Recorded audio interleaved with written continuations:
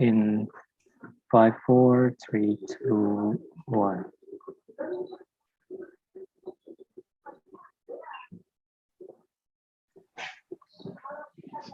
Assalamualaikum Bu Tutin, Bu Ilham, semuanya. Waalaikumsalam Bu Salam, Bu. Lis. Thank you. Saya biasa izin dulu off cam ya, masih ada fokus yang lain. Ya, silahkan Bu. Bangga Ibu. Ya. Baik, mari kita mulai. Bismillahirrahmanirrahim. Before we start this webinar, allow me to read the rules for the participants of this webinar. Let me share screen.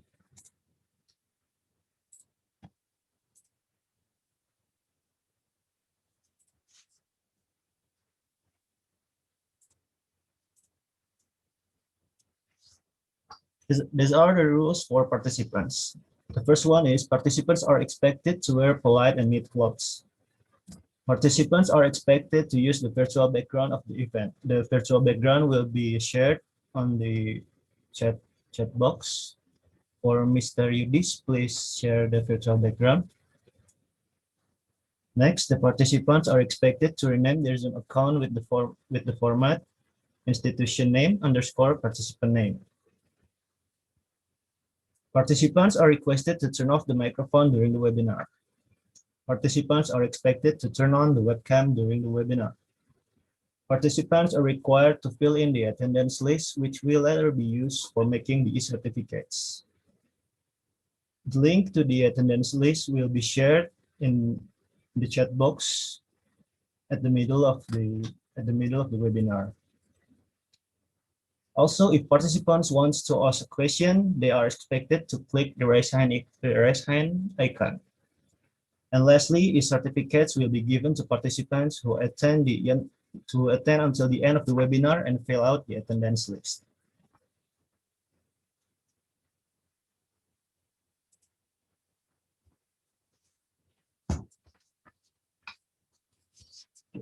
Assalamualaikum warahmatullahi wabarakatuh.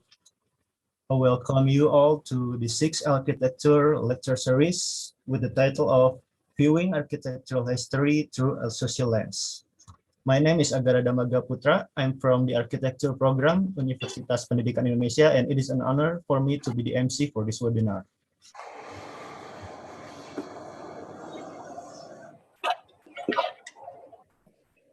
I would like to especially welcome Ibu Ilham Daniah STMT MSc PhD, the Chairwoman for Architecture Programs, Program Kompetisi Kampus Merdeka. Also to Ibu Tutin Arianti STMT PhD, who will be the moderator and lead the discussion session in this webinar. Also to both of our esteemed speakers, Dr. Gauri Bharat from CEPT University India, and Dr. Amanda Achmadi from University of Melbourne, Australia, who seemingly will be joining us very soon. It's truly an honor to have you all here in this webinar. Also, to get started, let me read out the rundown for this webinar.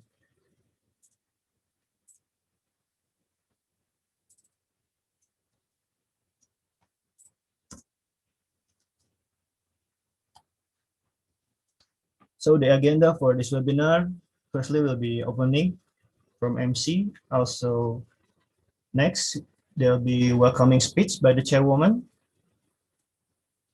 Then we will enter the presentation and discussion session, which will be led by our moderator.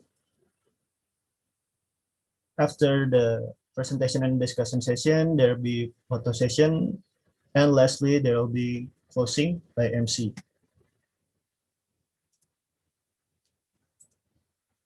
That's the quick take for the rundown of this webinar. Therefore, to continue the event, I would like to invite the chairwoman of the events, Ibu Ilham Daniah, to give her welcoming speech. Thank you very much, Pak Agara, for the warm welcome to all participants. Bismillahirrahmanirrahim. Assalamualaikum warahmatullahi wabarakatuh. Ladies and gentlemen, students, and all participants of this architecture lecture series, very good morning to you all. In this COVID-19 pandemic that is currently hitting us worldwide, this opportunity to be here in the scientific forum of virtual lecture session is a blessing for which we should be very grateful. Well, it is an irony that on one hand, this pandemic has limited our physical encounters, but on the other hand, we have found opportunities to gather virtually here to engage in this academic event, even though we are physically in different parts of the globe. My name is Ilham Dania. I'm the secretary of the Department of Architecture, as well as the chairwoman of this program, Universitas Pendidikan Indonesia. I would like to welcome you all, welcome all the invited speakers and all the participants in this architecture lecture series. On behalf of our university, Universitas Pendidikan Indonesia, and the Department of Architecture, I would like to express our gratitude to our speakers who agree upon sharing their expertise and experience in this week's architecture lecture series.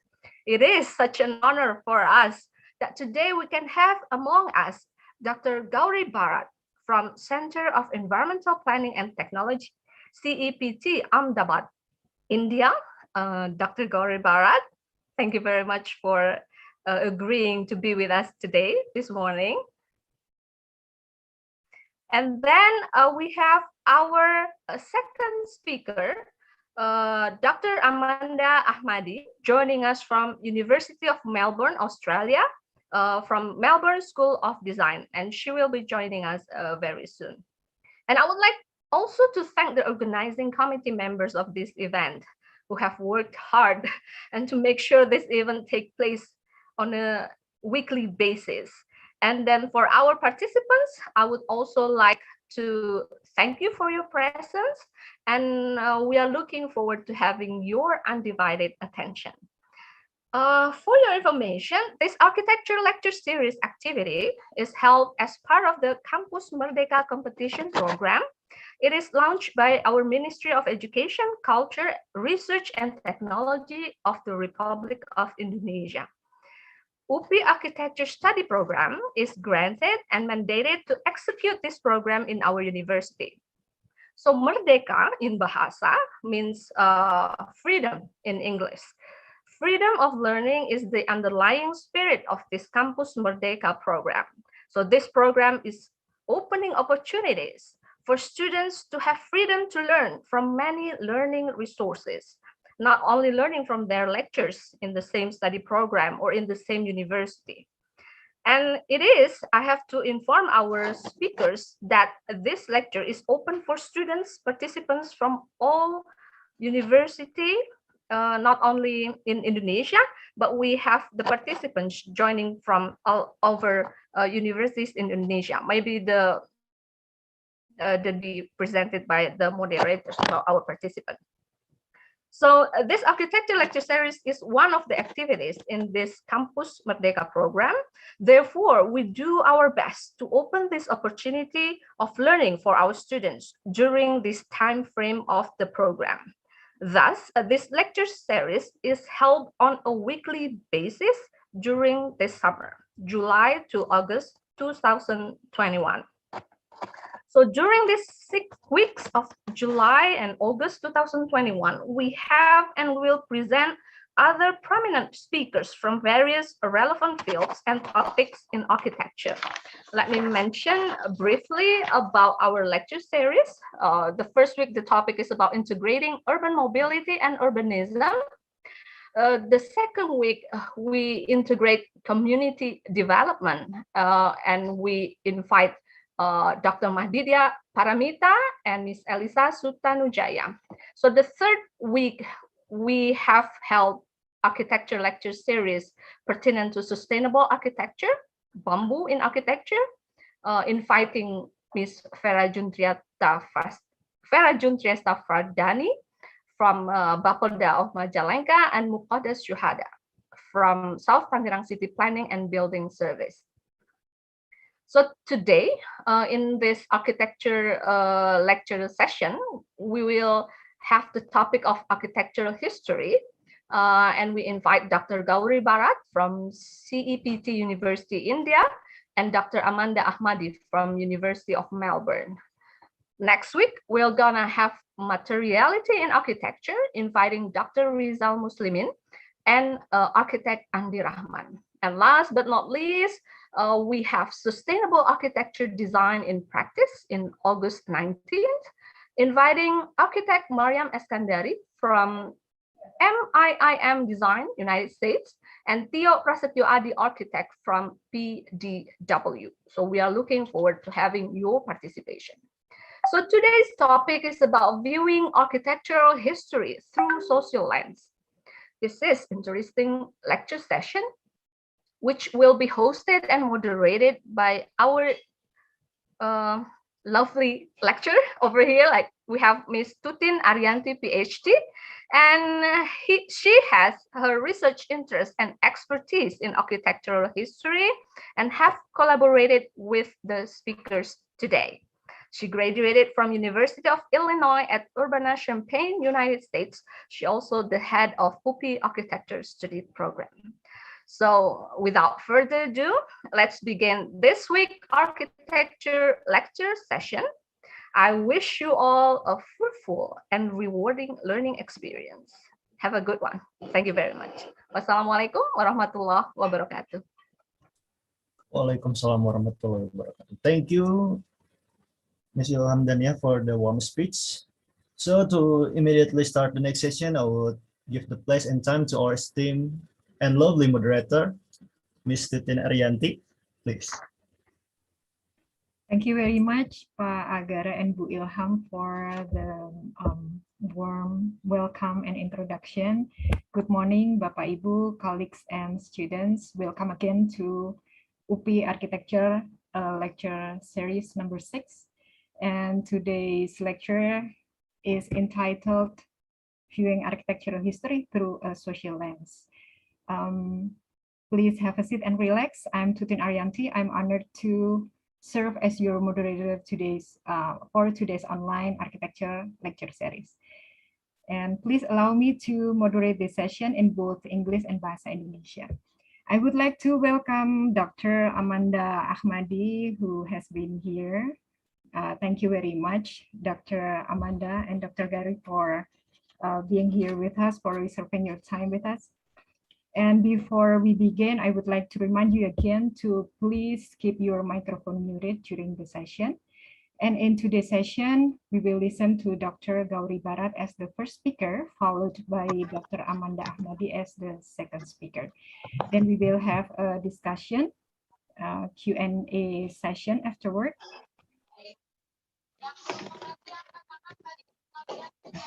Yeah. And while listening to the lecture, I invite you to please submit your questions and write them in the chat box. I will be helping to address as many questions as I can to our speakers. And please do not hesitate to write your questions in Bahasa Indonesia, and I will try to translate it for our speakers, especially Dr. Gauri Bharat. Saya juga mengundang Bapak Ibu untuk menyampaikan pertanyaan dalam bahasa Indonesia. Nanti saya akan berusaha untuk menerjemahkannya untuk para pembicara kita, terutama untuk Dr. Gauri. Ya. Anda saya persilakan untuk Bapak Ibu, saya persilakan untuk menuliskan di chat box juga apabila ingin bertanya secara langsung.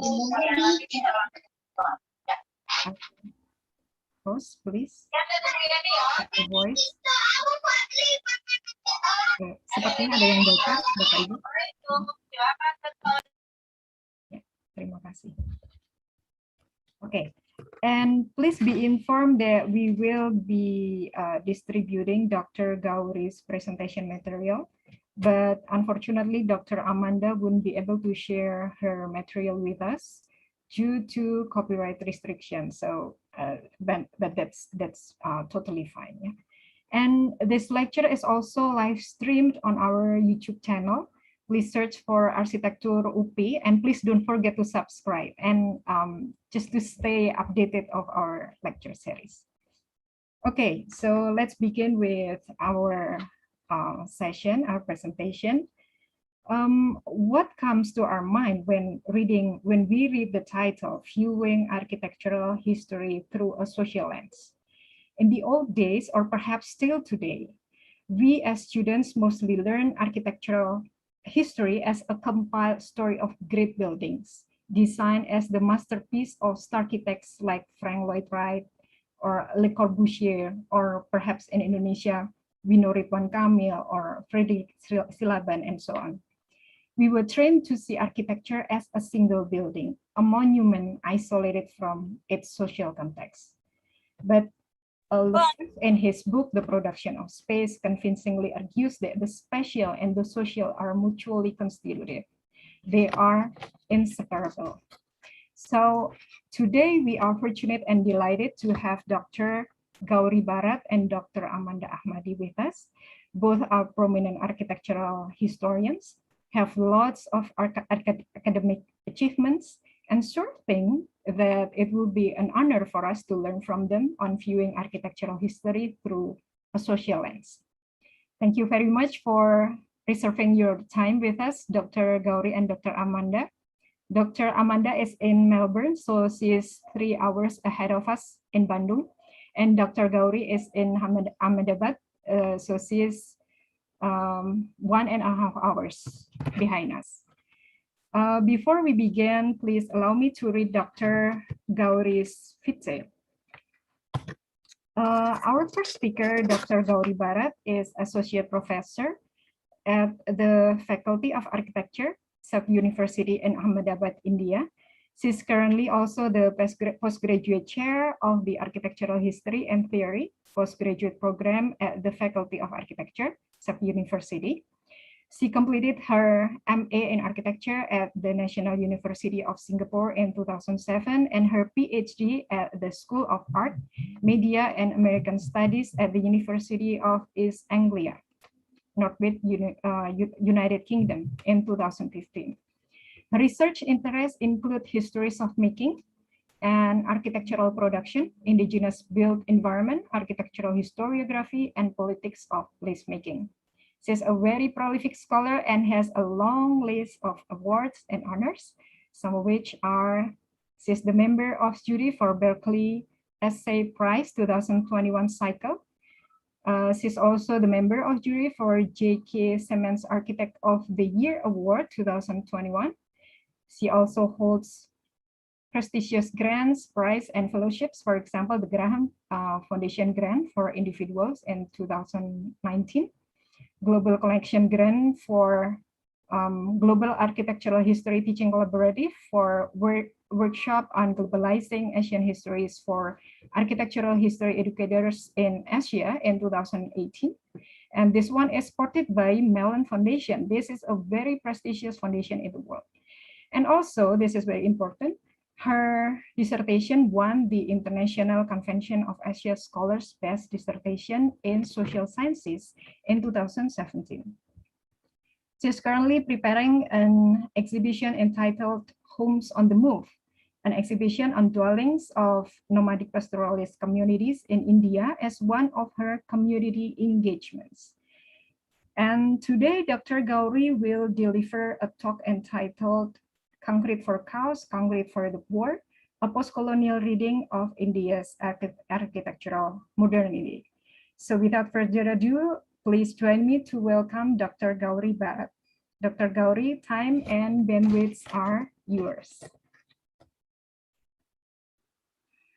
Thank you very much for your very kind introduction and for this opportunity to share my work. I'm really grateful. The work that I'm sharing today is kind of a work in progress. So I'm particularly grateful for this opportunity to think along with a community of scholars and students and historians, because each time a question is asked, obviously it enriches and allows me to look at my own work from another perspective. So thank you very much for joining in, and I hope I don't bore you in the next 45 to 50 minutes. I'll share my screen and share. If for any reason I get signed out or anything like that, please do bear with me. I'll sign back in and continue with the lecture. So I'll start off. So the work that I'm sharing today is part of a current research project on a history of reinforced concrete construction in the Indian subcontinent. This work has its roots in a series of inquiries into the architecture of the early 20th century in Ahmedabad, which is the city where I teach, and I've been living here for nearly 20 years now. Along with different groups of postgraduate students, we were exploring some of the lesser known, but what happened to be what we thought were some of the quite interesting buildings in Ahmedabad. Yeah, right. So I'll talk more about these buildings just to share a few visuals to get us started. The question that we were asking at that point in time as part of our academic inquiry was a fairly straightforward question. How were these architectural works built? You know, what were the material and technological possibilities available to the people who were building these? We weren't even sure whether any architects were involved because these buildings are, both of the ones that you see on the screen now, these were built in sort of between 1929 and 1930. So we weren't sure whether any architects were involved because the first generation of architects was only just getting trained at that point in time. So what were the possibilities available to the architects? But more importantly, the question that we were asking was, can we, from the perspective of today, being located so far into the future from when these buildings were made, can we attempt to interpret the formal and the aesthetic attributes of these works? In short, the key question we were asking, how do we make sense of these buildings? What added to the challenge of trying to study these buildings was that these were not entirely colonial buildings, in the sense that they were not built by the British as part of their economic, political, or even their military or social establishments. Given the obvious kind of architectural elements and the forms, these were not purely Indian buildings in that sense either. They were not indigenous. So these buildings are built out of reinforced concrete. So these are not indigenous buildings in the sense of how we understand indigenous. These buildings were relatively new for the time. And these were also, as building types, these were also unprecedented forms. So the building that you see, the one with the cows, it's an animal shelter.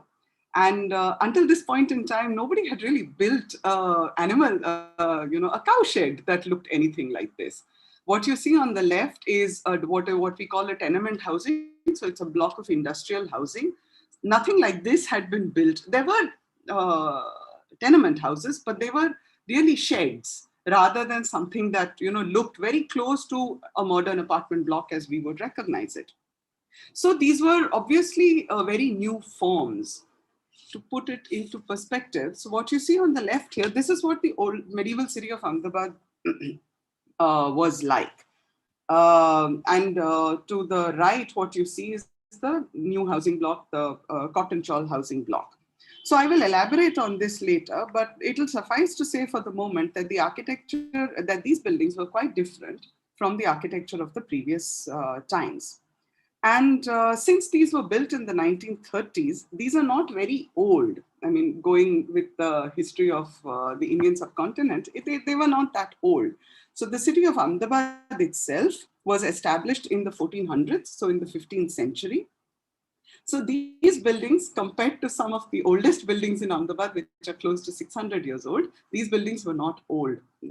I'm talking about the cowshed and the housing block. Now, at the same time, these buildings, the cowshed and the housing block, were not part of the modernist tradition that Ahmedabad is famous for. Ahmedabad has a number of iconic modernist buildings, including projects by Le Corbusier, Louis Kahn, Balkrishna Doshi, Charles Correa, and a number of other architects. So Ahmedabad is renowned for architectural works in the tradition of the international style. So these works, what you see on the left is the Ahmedabad Textile Millowners Association building by Le Corbusier, and on the right is the School of Architecture building, CEPT University, where I have the privilege of teaching. It's a wonderful example of modernist architecture from the mid-20th century. So these are the kinds of works that architectural modernity in Ahmedabad are known for. So the buildings that we were studying, the cowshed and the housing block, did not fit within this paradigm of modernity as we were familiar with. So this left us with a growing concern. How are we supposed to frame a cowshed? If the existing historical labels and stylistic categories are insufficient, how are we to characterize the architecture of the early 20th century in Ahmedabad? So while these were big questions, which did not really have a neat answer, because architecture as such is a complex, multifaceted entity, and there are so many trajectories of influence. There are questions of functionality, aesthetics, usage, technologies, symbolism, and then there is improvisations, there are transformations over time, to name just a few things. To navigate this maze of historical possibilities and analytical possibilities, the question that I and my students return to, and in a sense, I have remained focused on that question in the course of this project, is how are these buildings made? By making, I'm not referring here to a mechanical putting together of materials, but I'm starting from a more complex definition of making. So for this, I draw from the works of anthropologist Tim Ingold and other scholars who have theorized technology. And what I've been using is a sort of fourfold framework. So thinking of building, it's of course, the scholars are talking about technology, and I'm extending that argument to building technology and architectural production more widely. And in one of my favorite definitions is to think of technology as a field of human operation. And in that, so I quote, a form of, so we think of building technology, and here I quote, that it is a form of activity that is fabricated, material product making or object transforming, purposive, it is knowledge-based, resource employing, methodical, embedded in a socio-cultural environmental influence field, and informed by its practitioners' mindsets. Now, what seems like a very, very clunky definition for workability for the purposes of analysis, we can break it up into a set of key ideas that then I work with. So one of the components of the definition of technology is that it involves an object, which in our case refers to the architectural work as a physical or formal entity. The second thing it involves is the question of knowledge. Sorry, it's hidden behind, I think it is, process, which is concerned with the stages of construction. The third aspect is knowledge, which really refers to the wider state of technology beyond the specifics of an actual project. And the fourth aspect is volition, which is needs, desires, functionality. So once we begin to think of the making of a building in these four terms, we begin to get a more multifaceted and a useful definition, which helps us then unpack a number of projects. So now coming to the question of reinforced concrete construction, which is the sort of center of my inquiries. The well-known works in Ahmedabad, the ones by Corbusier and Doshi that I mentioned earlier, were considered exemplars in terms of how they exploited the plasticity of reinforced concrete to produce the iconic forms. But the construction of these forms required considerable technical skill. So reinforced concrete construction, and this is really technology basics, requires three specific kinds of knowledge and labor. First, it requires carpentry skills to set up the formwork for the for shaping the concrete. Second, it requires bar bending skills to lay the steel reinforcements and to tie them in place. And third, it requires the mixing and the pouring of the cement, sand, aggregate mixture in order to complete the concrete. Now, as an ecosystem, this is quite elaborate. And it obviously entails different kinds of specialized abilities and materials. Combined with the fact that there were a number of earlier buildings in Ahmedabad prior to Corbusier and Doshi and the 1950s, which used RCC in less dramatic ways, it was evident that the technology had been used in the early decades of the 20th century as well. So as I started digging into the history of reinforced concrete, which is what my project for the Graham Foundation was, there were a whole bunch of eye-openers. So one of the earliest known uses of reinforced concrete in the subcontinent that I came across was as early as 1902, when an engineer, a military engineer by the name of Lieutenant Colonel Stokes Roberts, constructed a set of bridges in the southern part of the Indian subcontinent, what was known as the Madras Presidency. Now, I apologize for the images. You have to excuse them. These images are 120 years old now, but it's quite incredible that we have images of two bridges being constructed from that point in time. Now, there's a short note which accompanies the archival record where I got these images from. So photographs and reports from this period explain how RCC was preferred in order to mitigate the limitations of brick masonry, which was the dominant construction material at that point in time. So the gently curved RCC slab that you see in both these cases was used to span a small rivulet and to make, and you can see the rivulet in both cases, and to make a road which was going to be used by a tram. Here you can see some of the stages of construction. The vibrations from the tram, since this bridge was going to be used by a tram, the vibrations from the tram necessitated the use of RCC. Trams and any other vehicles which were very new at that point in time, so I'll repeat, this was 1902, they produced vibrations which could only be handled by relatively massive masonry structures. RCC construction, which by then had emerged around the globe in the 1890s, was a composite material. It was able to withstand both the compressive and the tensile forces. And so it was ideal for the bridge since it required less material when compared to the masonry structure, which would have been quite massive. The RCC, and I'm using RCC, that's the shorthand we use in India. So I'm talking about reinforced cement concrete here, was also able to handle a diversity of loads. So when we look at these photographs and we try and examine how these bridges were made, there is a certain intimacy to both the question of materiality and making. And when we are looking at how the reinforcement was done, how the formwork was done, for the moment, even if briefly, larger tropes such as colonialism or modernity, they get suspended as we attempt to step into the shoes of the engineer or the architect who built these structures. And as trained architects, we can, within reasonable limits, ask and imagine, in doing this bridge, what was it that Lieutenant Colonel Stokes Roberts was trying to do? He was faced with a brief to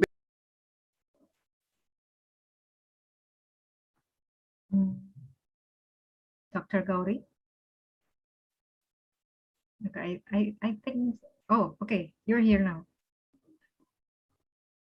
You're still muted. India.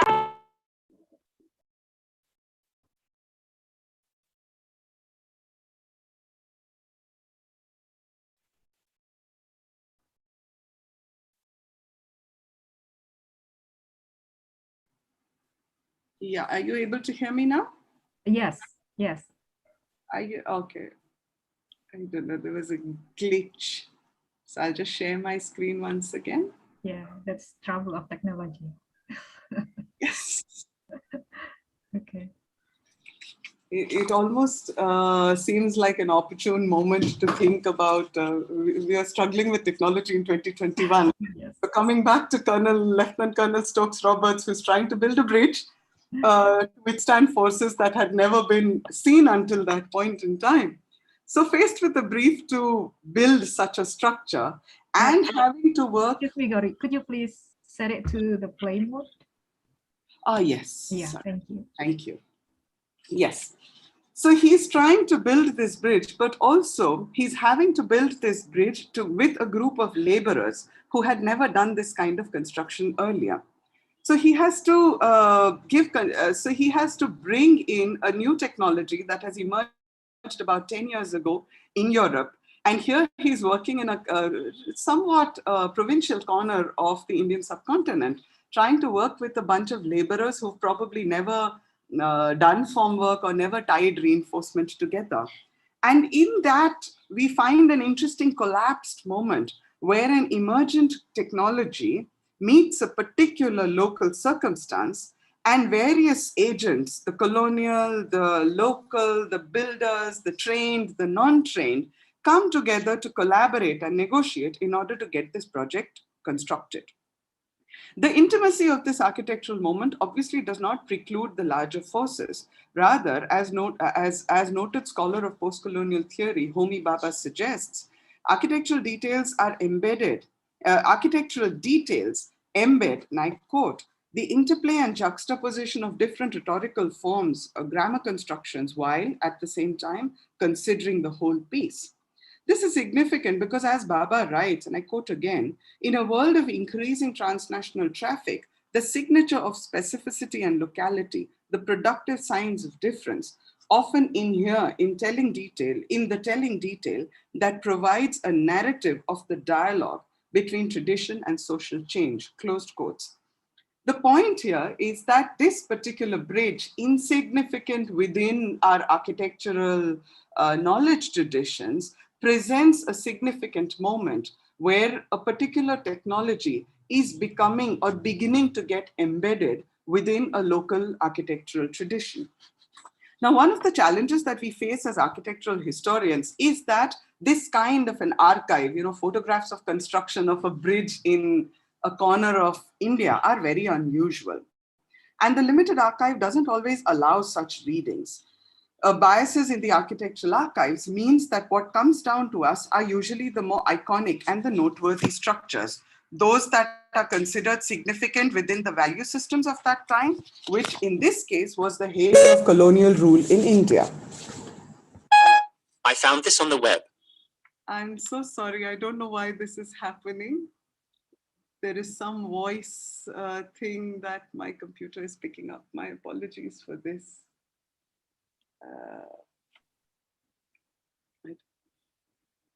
Are you seeing a search window on my screen? No, it's No? still it's still your slide. Okay. I'm really sorry for this. I tried disabling it. I didn't know how. Okay, no problem. Anyways.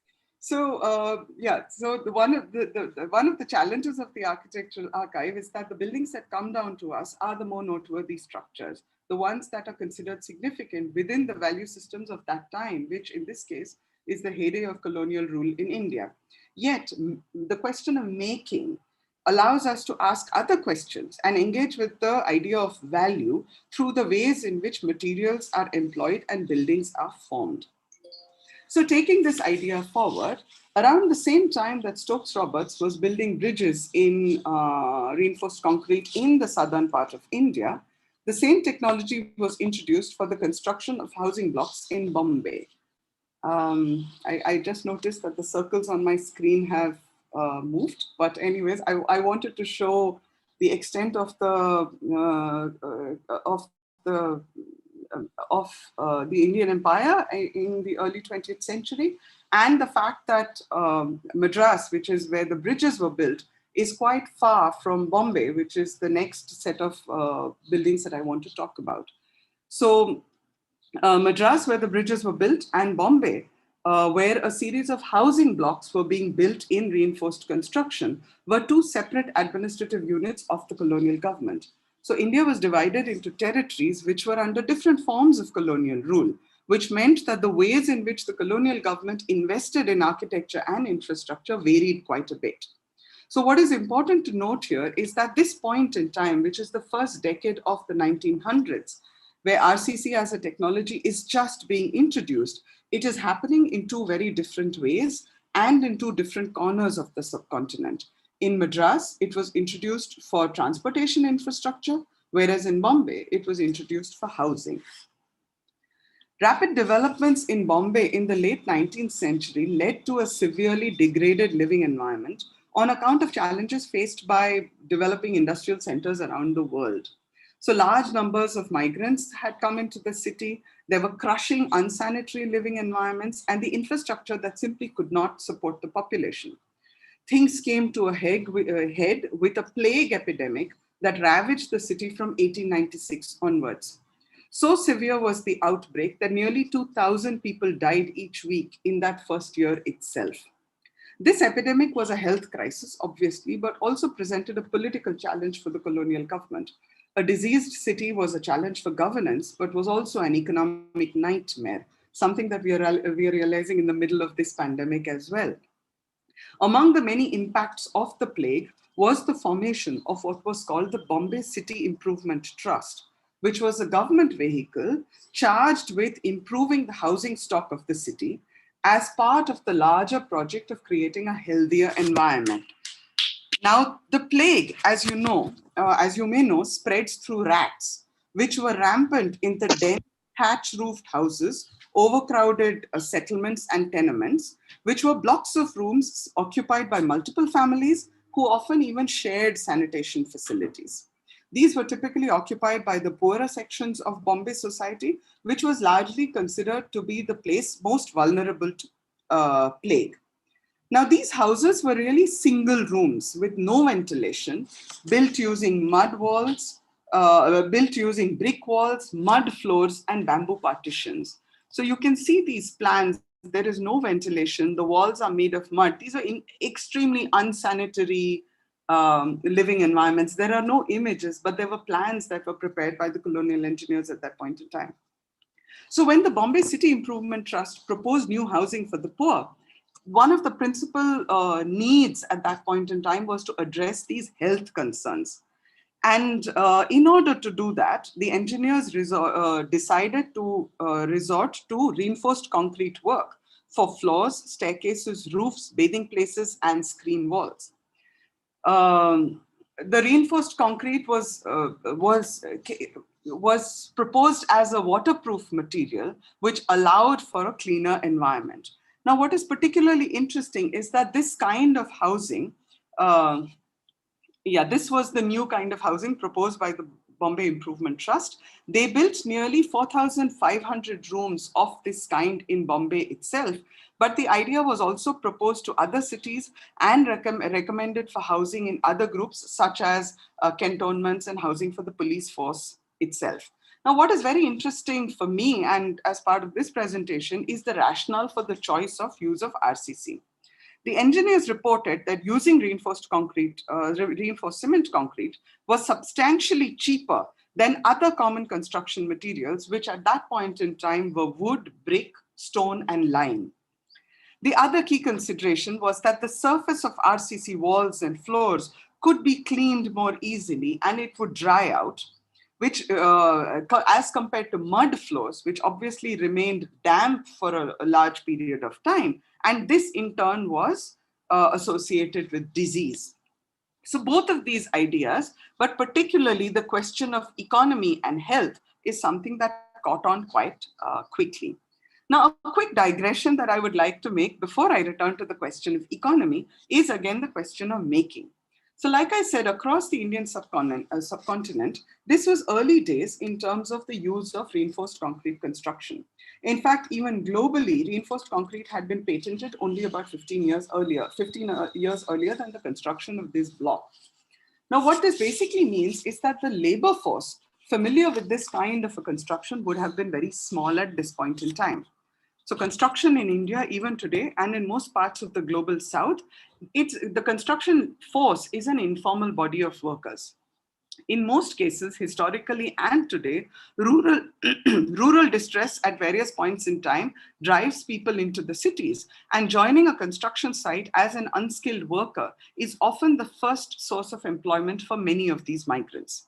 This is not to say that there were no skilled workers, but a large part of the construction labor force, both historically and today, started off as unskilled laborers. Now, if we extend that understanding to the kind of housing blocks that I'm showing here, the construction site is likely to have looked something like this. On the top will be the engineers trained either in England or in the few technical institutions that had been established in India since the mid-19th century. Now, these people would have been both of Indian, British, and occasionally of Indian origin, or of British origin, but having been brought born and brought up in India or other colonies. Below this category of workers would be trained specialists who would be a sort of intermediate supervisory staff, people who may or may not have been trained, but who would have acquired a degree of technical competency on the job itself. And what you see here is a typical group photograph of a set of technical workers. And you can see all the men in the hard hats. They are usually the European or the most highly skilled workers. And around them, various other people with various other hats and headwear and clothes, which indicates the sort of diversity of ethnicities, which typically constituted any technical workforce. Now, below this group would be the series of unskilled laborers, many of whom may eventually acquire a degree of ability and go on to join upper levels of a supervisory staff. So this would look like, I mean, you can see the unskilled laborers, they are the ones working the machine, and the men in the coats are the slightly upper strata of technical staff. So the point here is that technical staff, such as Lieutenant Colonel Stokes-Roberts, who built the bridges, would have read off or learned about RCC construction through their professional networks. They would have experimented on small projects, such as the bridges, through which small cohorts of workers would have gotten trained in specific tasks like assembling formwork, bending or tying steel bars for reinforcement cages, and mixing or pouring concrete. Over the course of a number of such projects, some of these workers would have acquired a degree of familiarity with the technology. And since construction laborers are hired contractually and therefore move across projects and sites, we can begin to see how the knowledge of RCC construction would have gradually permeated the ecosystem of the labor force and the industry.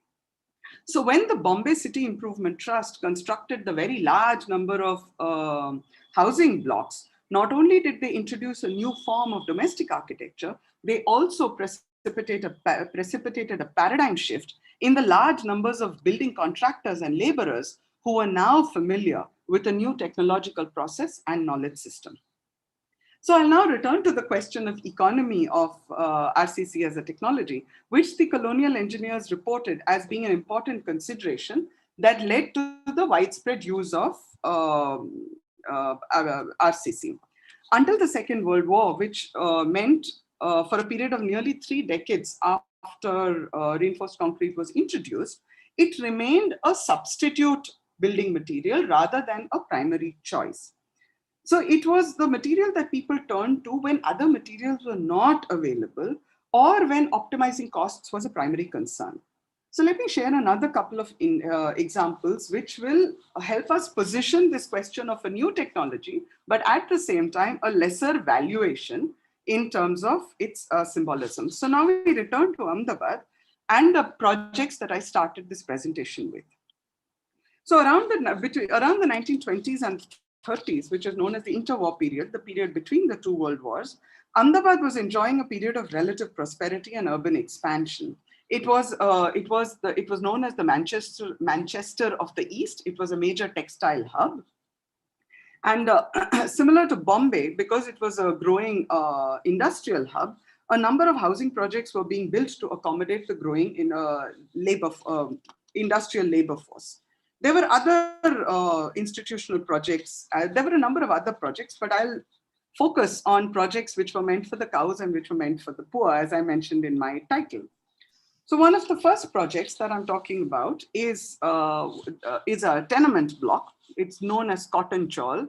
Chawl is the local word for tenement or housing block, which typically is a series of rooms with some shared infrastructure built as a series of large multi-story blocks.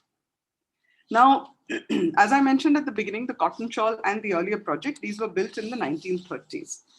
This particular block was meant for housing industrial workers, but of a slightly higher economic strata. So we are not talking about mill hands, but we are talking about clerical staff.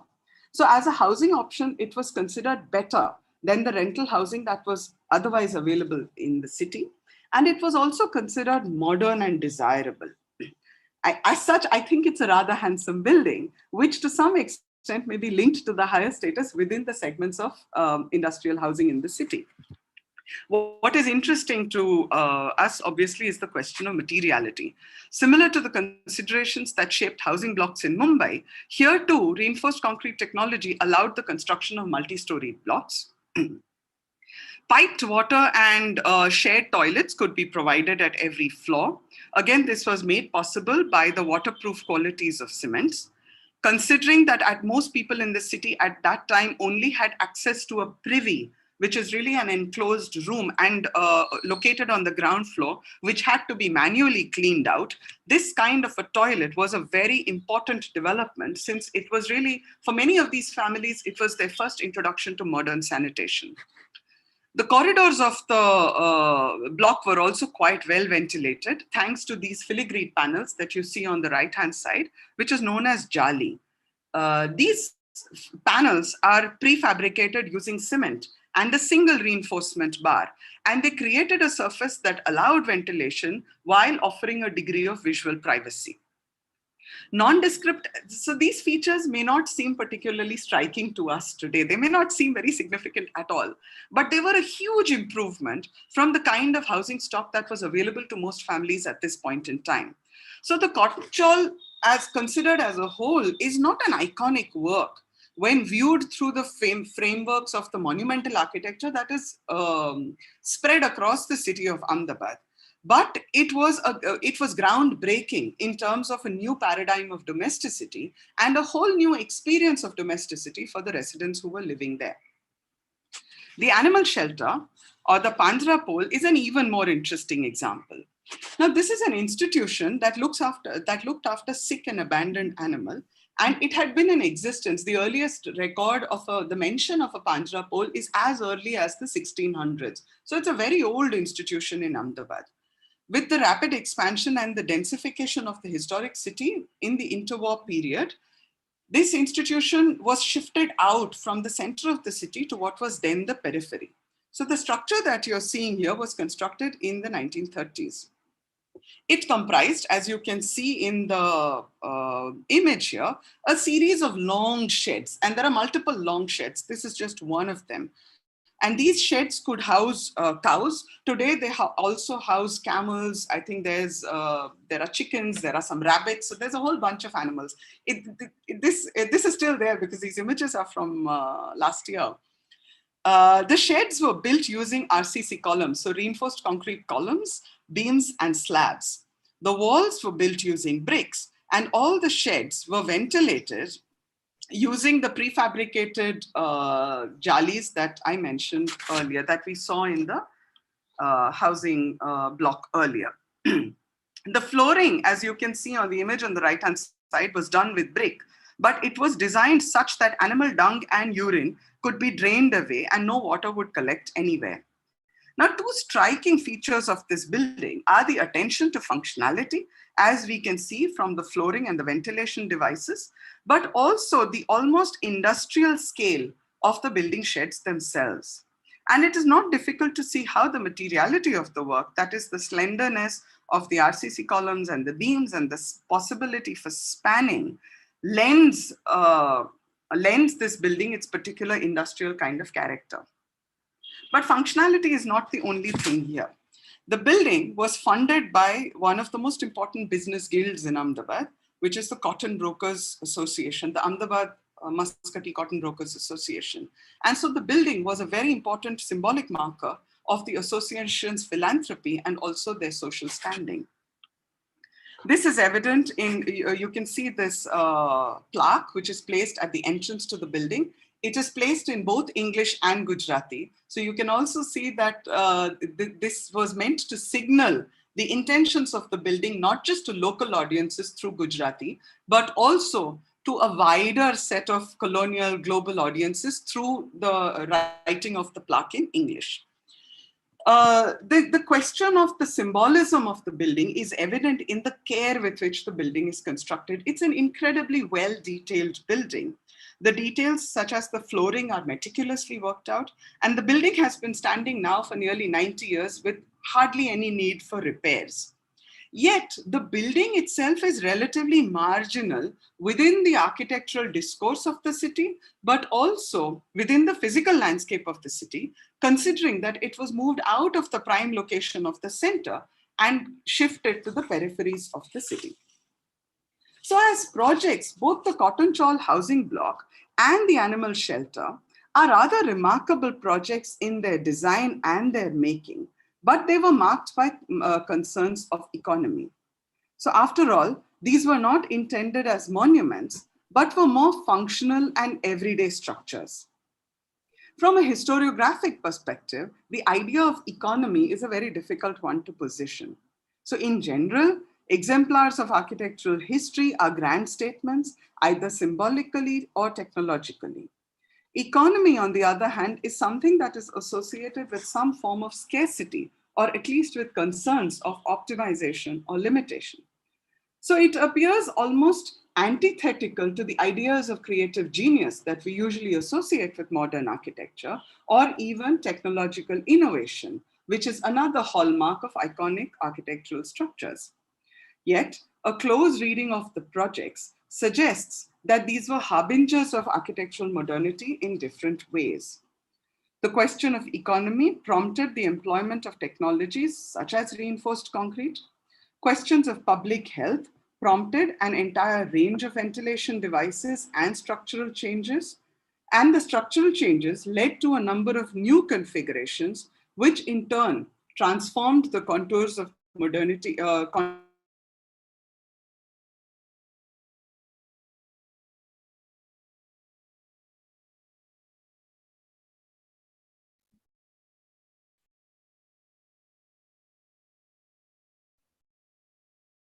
Does it stop?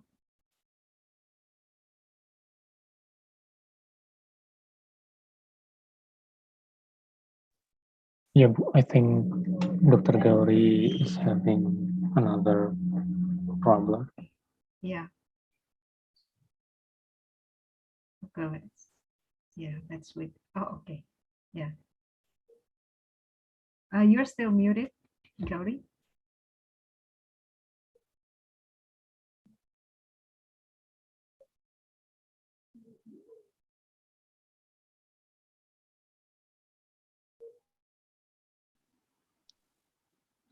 I think, sorry, are you, yeah, are you able to see my screen now?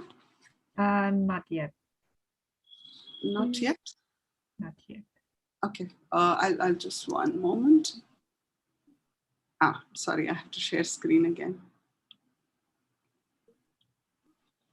Yes, I'm very sorry for that. It seems to be. No problem. It's everybody's problem. It's no problem. Yeah. Thank you. I think it's also Zoom's way of telling me I should wrap up now. But anyways, I will. Yeah, I was anyways wrapping up. I was concluding. So the point of so I'll just reiterate the last couple of sentences. So the challenge that we started out with was, how are we supposed to locate these buildings? And these buildings did not fall within any trope of the architectural history of Ahmedabad or even of the Indian subcontinent. They were not monuments, they were not architecturally formally significant buildings. And like I said at the beginning, neither were they colonial buildings, nor were they indigenous buildings. And they seemed to operate in this space of hybridity and overlap. But that precisely is the point of a post-colonial reading. A post-colonial theory has expanded the idea that buildings don't need to belong in all their entirety to any one category or any one group of people. And the entry what allowed us to expand and engage with the multiple influences and ideas that have shaped any building is the question of architectural production. So the analytical focus on how buildings were made opened up new ways of imagining modernity itself. So the Bombay housing projects for the poor, the housing projects for the poor that I mentioned earlier, they served to modernize a section of the labor force, even though the projects were very much colonial, both in their conception and their production. The Ahmedabad cotton chawl and the animal shelter projects, on the other hand, operated at a very different level, and they brought about a fundamental transformation in the everyday spatialities. And this is where I position this as a sort of post-colonial reading. So when I say post-colonial, I'm not referring to time, because these projects are, I'm not talking about the moment, the historical moment after Indian independence, which happened in 1947. But really post-coloniality as a critique of stereotypical and hegemonic narratives of colonialism and modernity as Western imports, or indigeneity as a very sealed and very limited, localized Indian phenomenon. So when we examine works like these that have traditionally been outside of architectural history discourses and subject them to analyses that asks fundamental questions of its production, of the interconnected agencies involved in the production of these projects, and their very different subjectivities, we potentially expand the understanding of our own architectural pasts. Thank you very much. And if there are any questions or any doubts at all, I'd be more than happy to engage with them. Thank you very much once again for listening so patiently. Thank you very much, Dr. Gauri, for such a thought-provoking lecture. It is very interesting to know how the local architectural traditions bring specificity to architectural practices that are recorded in the architectural history.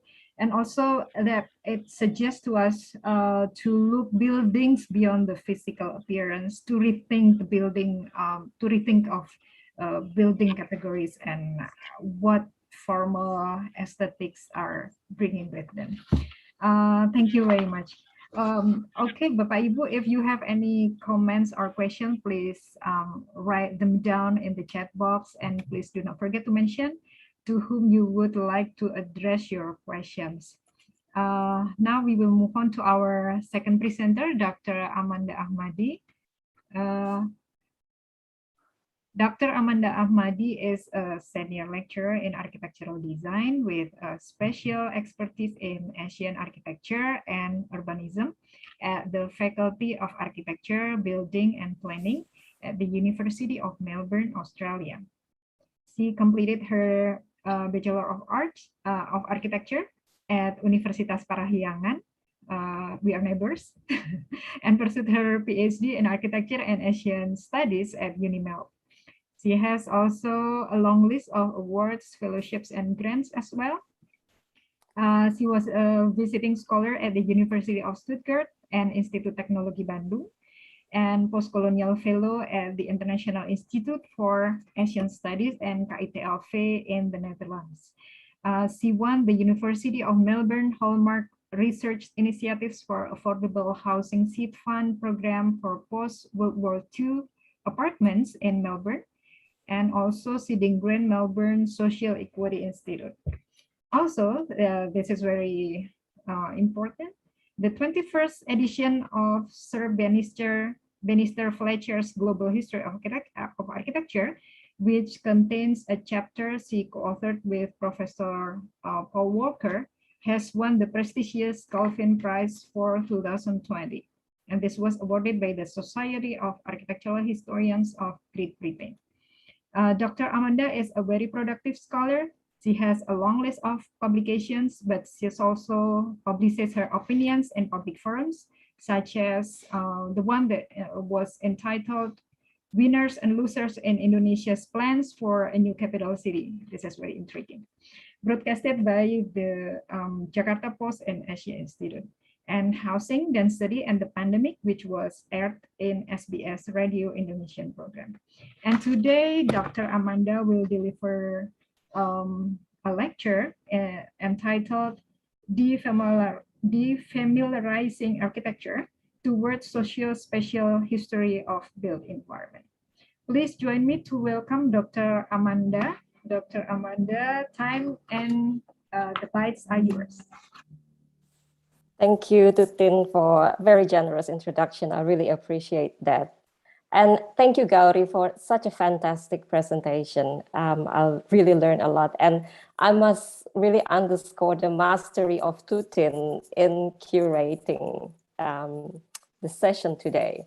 And I hope you will see how my presentations strongly resonate what Gauri has established earlier. Let me just try to share my screen.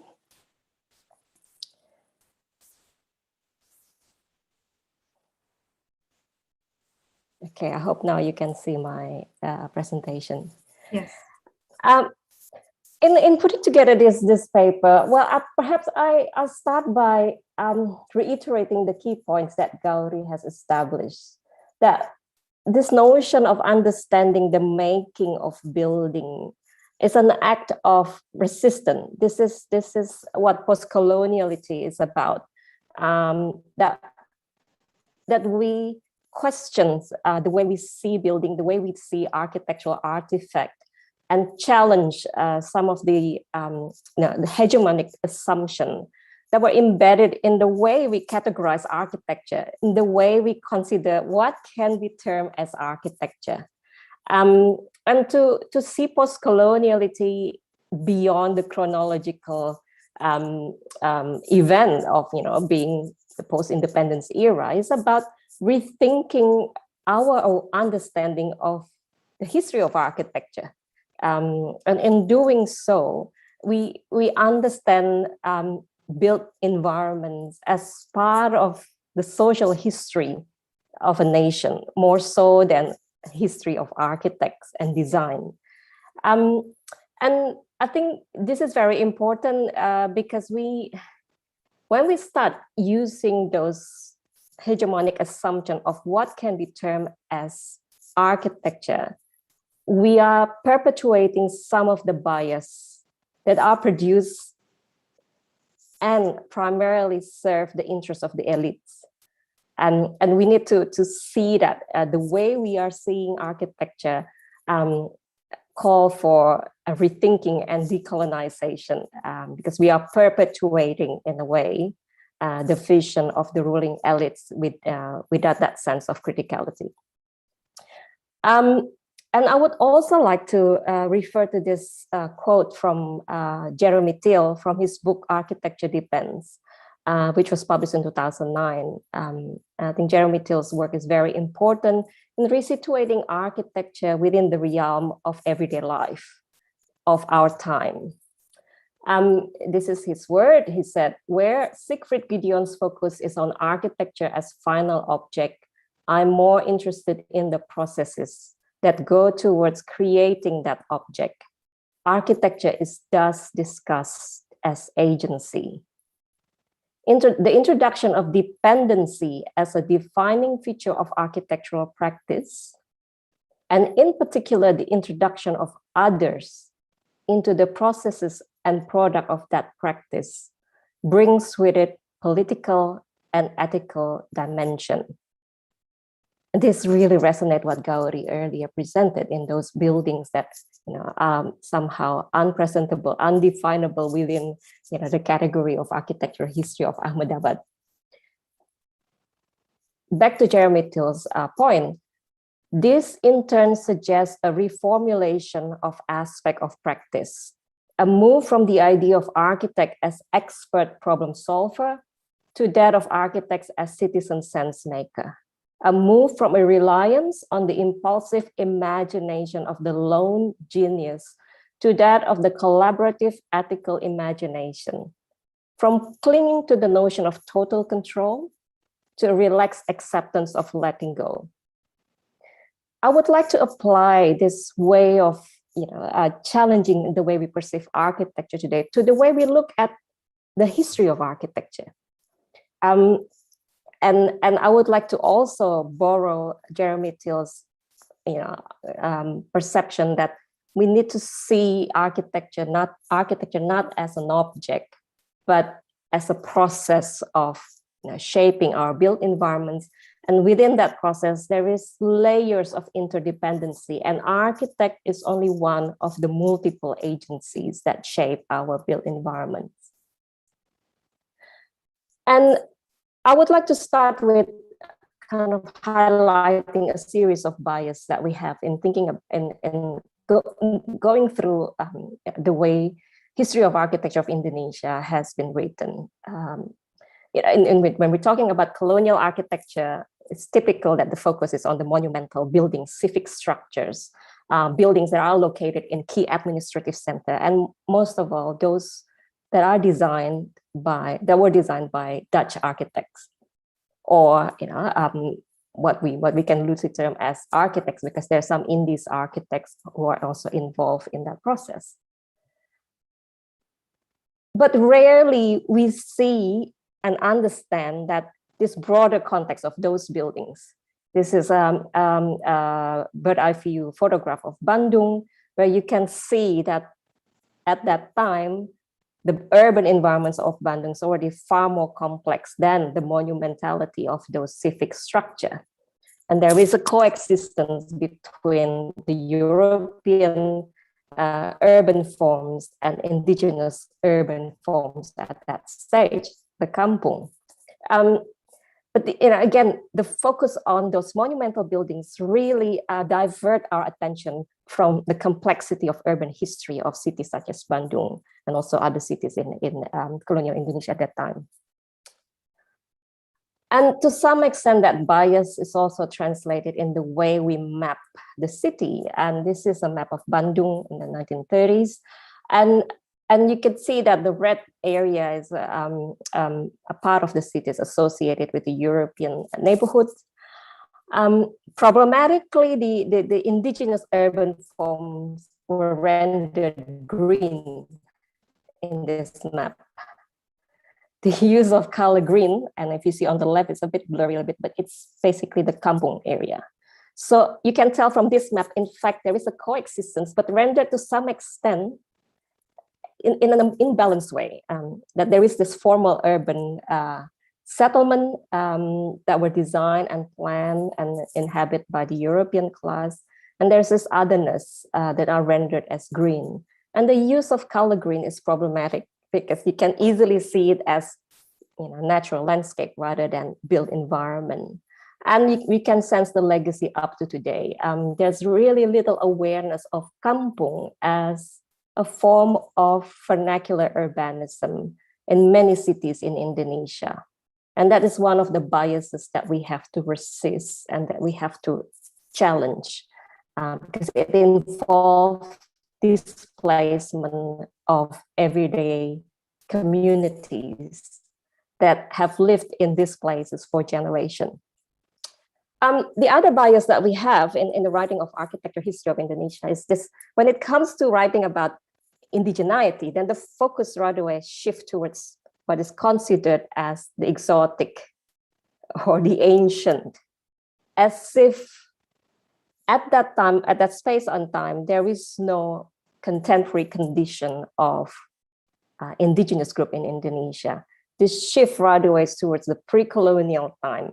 And the contemporary at that time is seen as if invisible, simply because it does not fit within the Orientalist category of architectural otherness. And there's this, we know that the earlier writing about indigenous architecture in Indonesia is pretty much dominated by archaeologists, anthropologists that has a particular bias in the way they view otherness, in the way they view cultural landscape.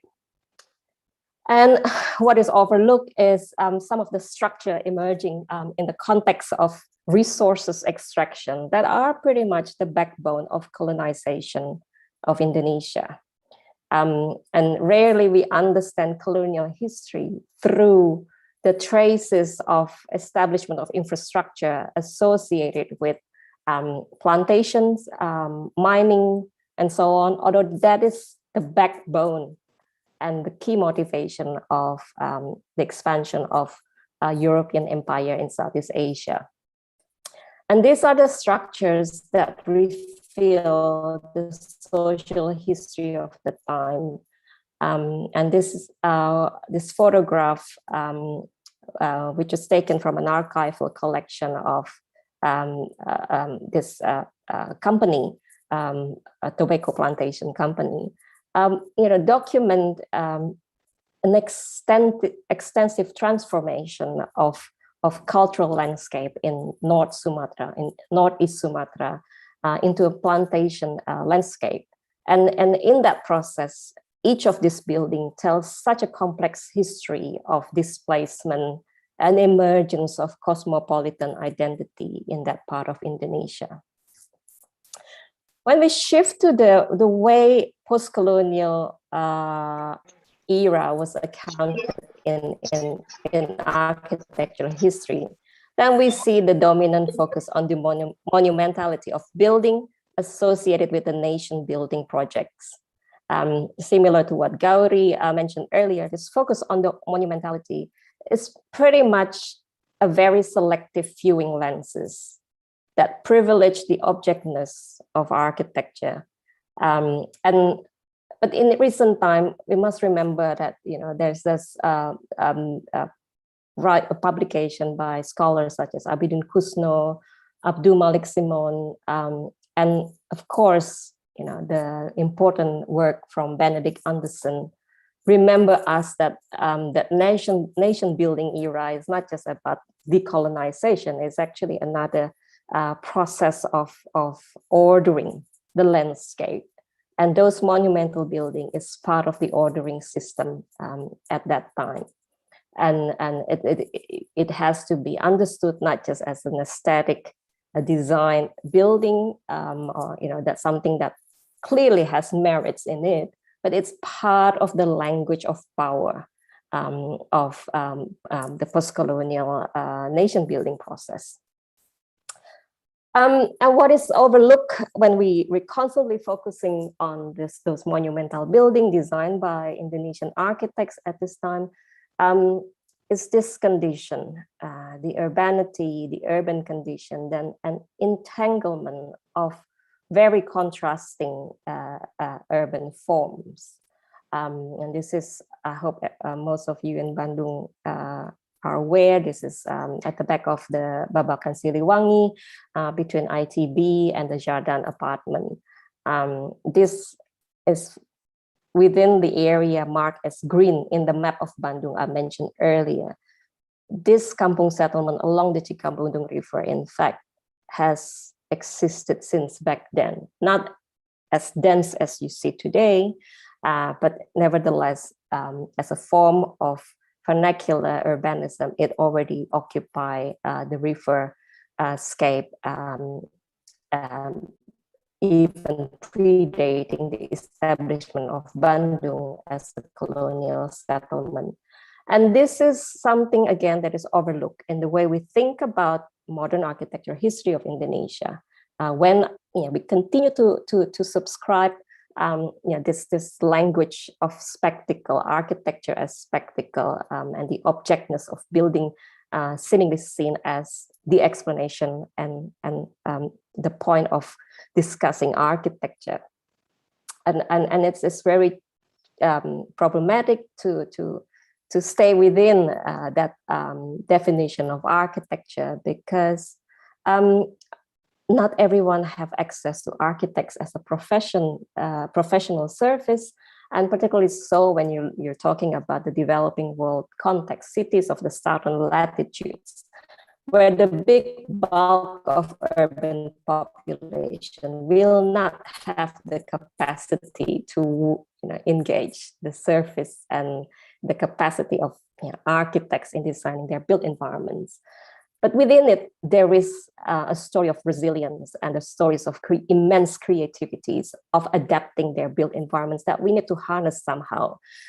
When the fact is, the built bulk of urban production in the southern latitudes occur in the context of informal settlements. We actually need to harness that capacity to manage and build their own space of inhabitation, instead of imposing a certain perception that this is supposed to be how we live. Any attempt to formalize cities in southern latitudes that comes with a lack of recognition of informal urbanism is bound to be outpaced immediately by the speed of population growth and by the need to dynamically respond to changes. So At this point, I would also like to jump into a larger geographical focus, into the questionings of the notion of borders. Asia Pacific, if we want to see Asia Pacific from post-colonial lenses, we need to see those national borders as, in fact, a colonial legacy, a form of colonial legacy. The borderings that govern the way we perceive Asia Pacific today is pretty much a legacy of the borders established during the colonial era. The fact that a multiple European empire exists in this region. And then it's basically inherited by the nation post-independent era. And these are the borders that are defined through this contestation of monopoly of natural resource extraction and trading. And somehow that borders is imposed upon a much longer history before colonial time, a history of connection and trading and exchanges between different parts of Asia Pacific. And this is another trajectory that we need to consider when we want to defamiliarize architecture, when we want to expand architecture history into socio-spatial history of built environment in this region. So our focus is not necessarily architecturally designed object, but the socio-spatial condition that has unfolded through time, through migration, through connectivities, and so on. And if we go narrowly into Southeast Asia, the borders that were established through the coexistence of British Empire, the Netherlands Empire, and the US in the Philippines, and the French in the Indochina, continue to somehow compartmentalize our understanding of Southeast Asian history, architectural history, which to some extent simplify the complexities of cultural landscape in this region. And I would like to contrast those maps that somehow identify and represent those borders, those colonial borders, with this map.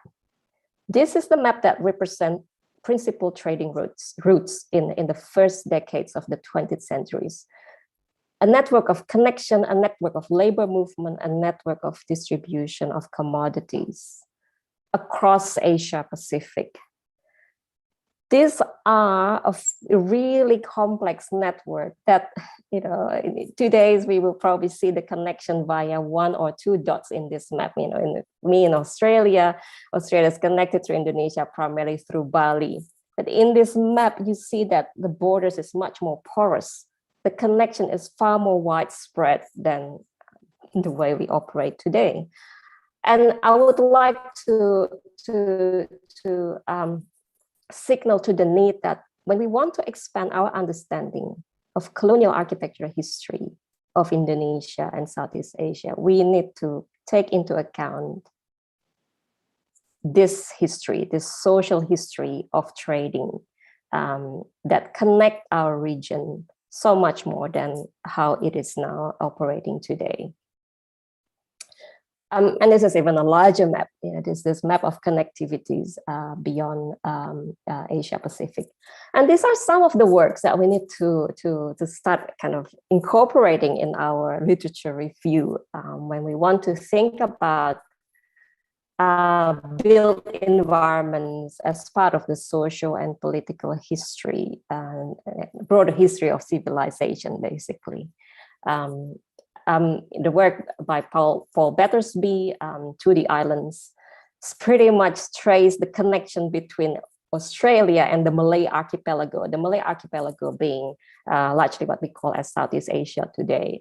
And he identified those pre-colonial traces of connection between Australia, the Pacific, and Southeast Asia.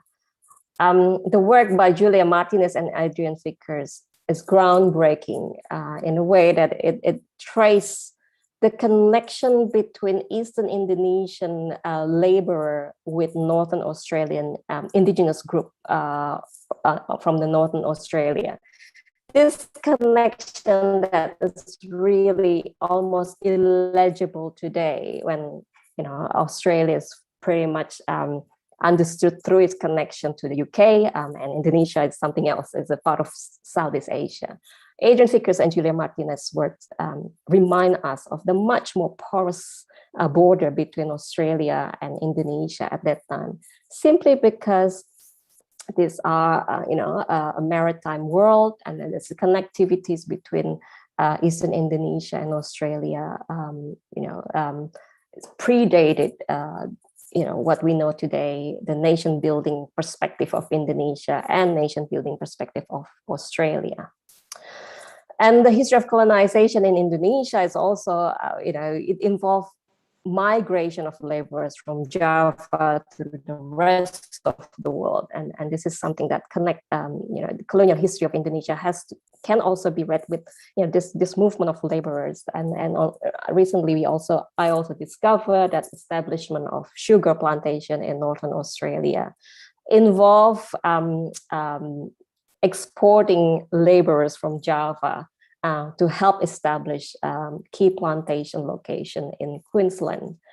So these are the connectivities that are not revealed, that we probably won't identify if our focus is on the work of architects operating at that time. We need to start seeing a much more, the big chunk of built environments of colonial time, which is more than those monumental buildings designed by architects. And this work by Anne Stoller on South, the plantation belt in East Sumatra is a very important source for us in Indonesia to understand the extensive transformation of remote region into a plantation estates and establishment of urban settlements in different parts of Indonesia. It's pretty much tied in to this industrialization of agricultural production in late 19th century and early 20th century. Cities such as Medan cannot be read without understanding the plantation estate in Delhi region. Some of the work by Anthony King clearly set up the path to think about this transnational way of seeing, understanding colonial history, colonial architecture history in Asia, and something that I think we need to be more, we need to use it more in our teaching about history of architecture, colonial architecture history. So in the next couple of slides, what I want to do is to kind of try represent some of the trajectories I'm currently developing in, trying to establish this socio-spatial history of built environment, particularly in Indonesia during the colonial time.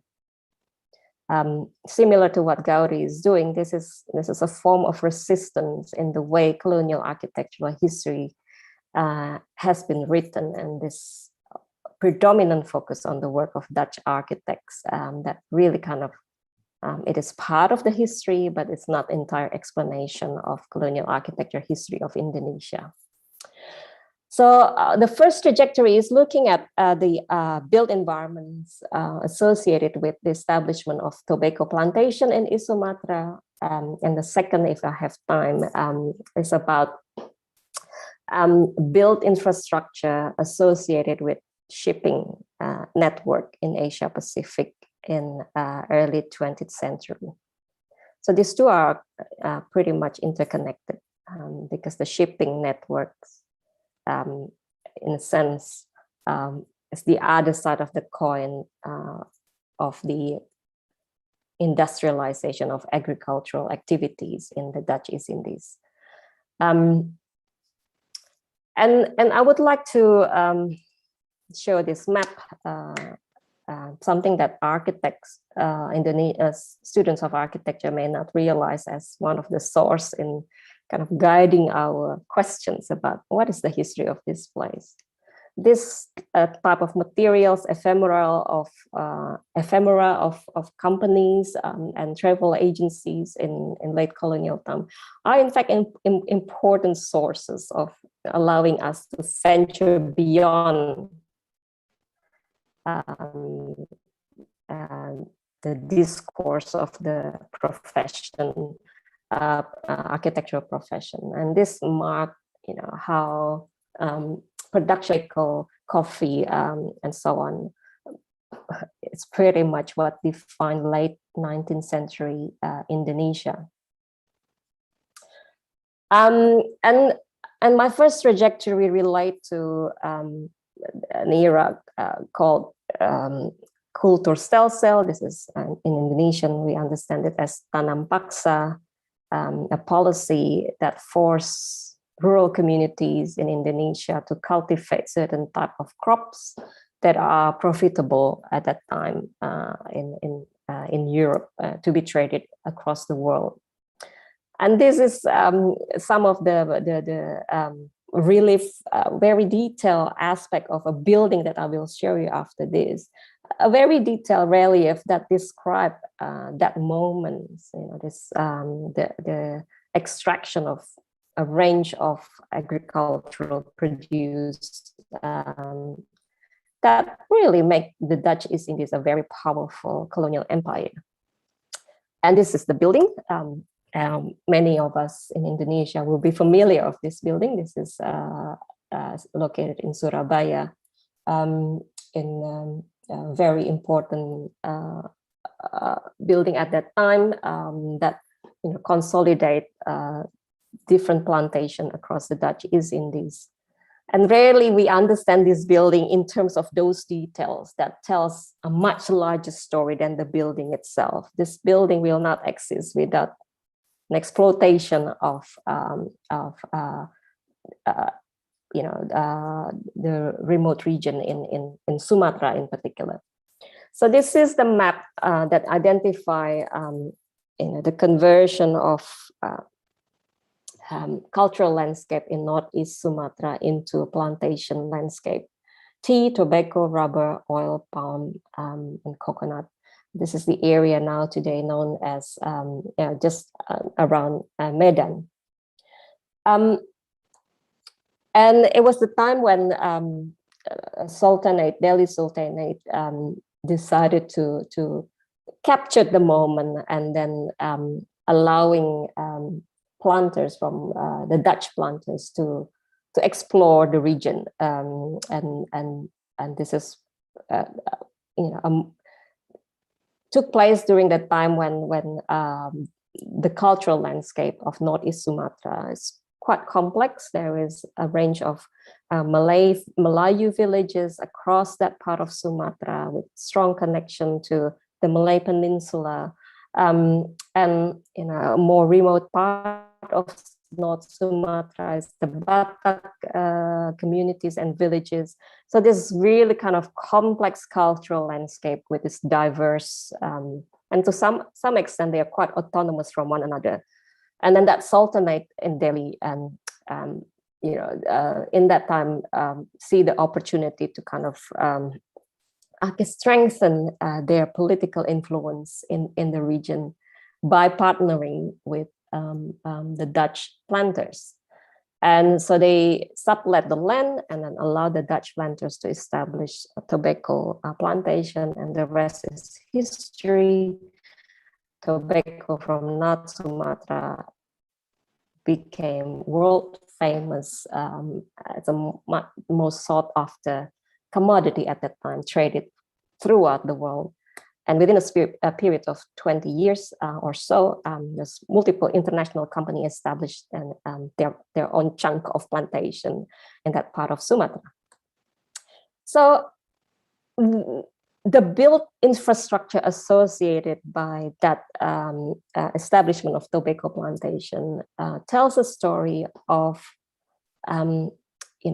emergence of new type of buildings and large-scale consumption of building materials that are typically utilized by the kampung, the villages.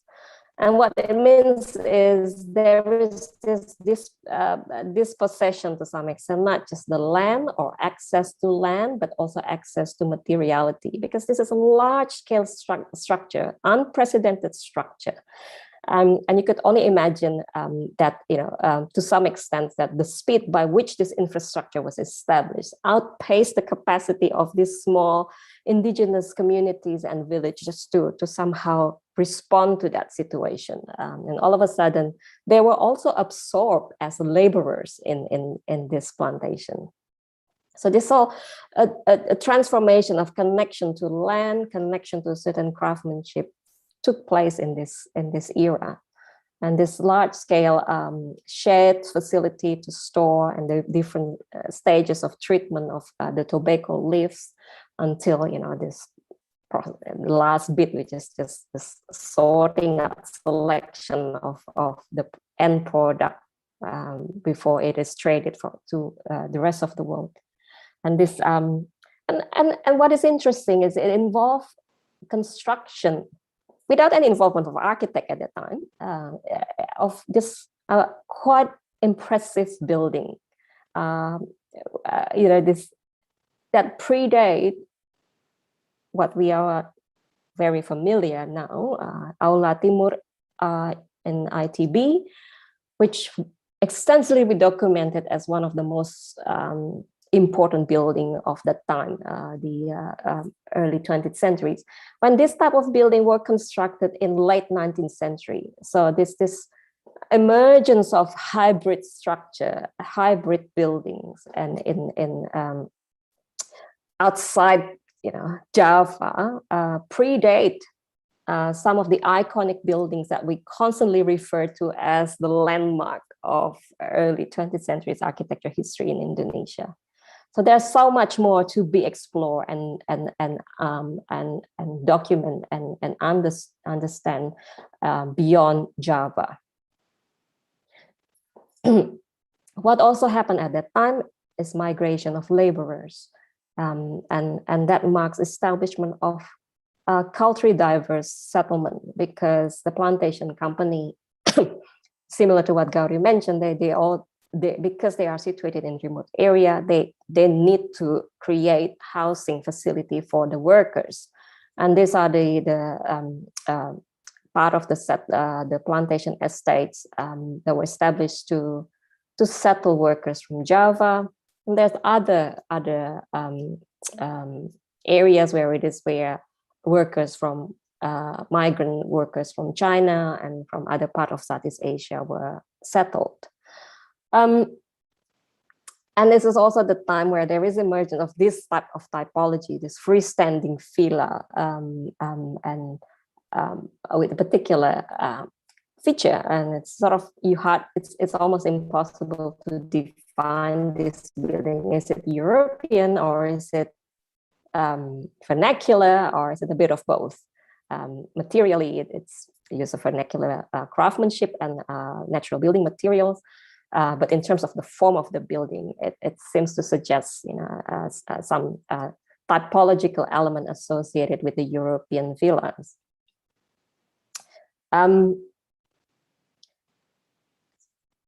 Out of those, large-scale conversion of land and the profitability of tobacco plantation, it also affects the history of the Delhi Sultanate. In that period of time, it emerged as a powerful, royal family, and they were through the profits that they were able to generate by leasing the land, they were able to also produce this range of architectural spectacle to position itself as one of the most prominent local elites at that time, through refurbishment of their palace and through the construction of the mosque in Medan. And beyond those production of hybrid structures, eventually when it's become pretty much established, the Dutch colonial government brought in the typical neoclassical style and so on. So, and we know what Medan extensively evolved into a cosmopolitan colonial settlement in the first 2-3 decades of the 20th centuries. And I guess the story through this expert survey is to kind of a reminder that all this infrastructure, all these buildings were interrelated. The making and establishment of these built environments are a series of entanglement of social and economic process. So the fact that Medan is what it is now cannot be detached from, in a sense, a dispossession of lands from the indigenous community in northeastern Sumatra, and this large-scale ecological transformation of the landscape. The same process is happening today with establishment of palm plantation throughout Sumatra and Kalimantan. The stories of dispossession of indigenous communities, transformation of the remote landscape, and emergence of urban settlements in this area are interconnected. The idea of working towards socio-spatial history of architecture and built environment is to kind of realize these entanglements and to some extent the ethic of architecture and architects that are part of that process. Okay, and the second trajectories that I will try to look very quickly today is this emergence of intercolonial shipping networks across Asia Pacific. So the agricultural industry in colonial era took place at the same time of this, and I guess trigger another type of industry, in this case, the shipping network, because those commodities needed to be distributed throughout the world, need to be transported elsewhere. It is part of the global network of trading at that time. Globalization, certainly not the monopoly of the 21st century. Globalization clearly had occurred even at that time, even before that. We need to remind ourselves not to, define globalism as globalization according to what we understand today. And I would like to kind of introduce, or kind of, maybe many of you perhaps have heard about these two companies that dominate shippings in Asia Pacific in the last decade of the 19th century and the first 3 decades of the 20th century, between 1890 to 1930s and even beyond. The first shipping company is KPM. This is the Royal Netherlands Shipping Company, primarily based in Batavia, operate extensively across the Dutch East Indies and also the Pacific. And the second shipping companies are Burnsfield, established in in Queensland, and also have an extensive network across South Pacific, Australia, and to some extent, eastern part of the Dutch East Indies. And their operation also suggests this rich process of exchange between different European colonies in the region. In a sense, they are agents across border. And it's very interesting to see and trace buildings that they left behind as they expand their activities across the region. So each shipping company towards the 20th centuries, they also operate as a travel agencies. It's very interesting when they're not just shipping commodities in the early 20s, they're also transporting travelers, and this tourism industry is somehow interconnected with the earlier industry, which is the agricultural industry of the time. And through there, Gauri earlier mentioned that we need to kind of also pay attention to the bias that is in archival collection, architectural archival collection.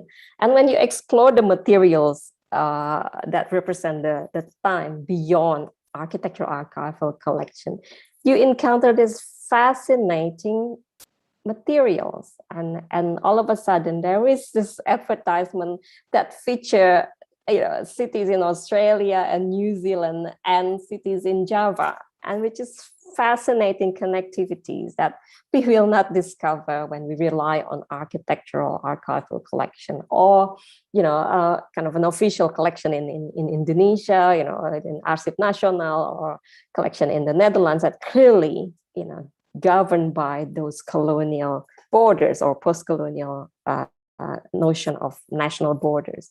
But here we are when we go through this archival collection of the companies, or this commercial interest, or those associated with photographers who operate at that time. We right away see this much more, I guess, exciting cross-cultural landscape. And again, to kind of illustrate the connectivity, this fascinating connection that this company reveal.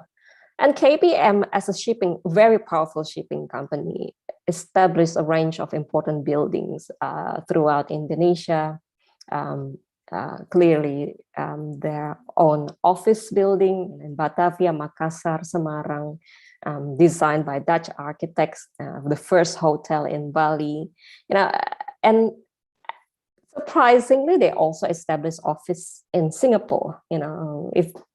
If someone studying Indonesian architecture history, you would not necessarily, trace other locations outside Indonesia. But when the starting point is the shipping company, the agency itself, this border crossing agency, we found ourselves in these other locations. And social history of colonial time is much more complex than what has been written and to us. And this building in Singapore is fascinating. It's a shipping company associated with the Dutch East Indies. Singapore is part of the British Empire at that time, and this is the first building that feature elevator in Singapore. And I'm not going into detail too much, but this moment that cannot be contained within the writing of our region, the colonial writing of our region. Burnsfield also established a lot of similar type of building as their offices across South Pacific.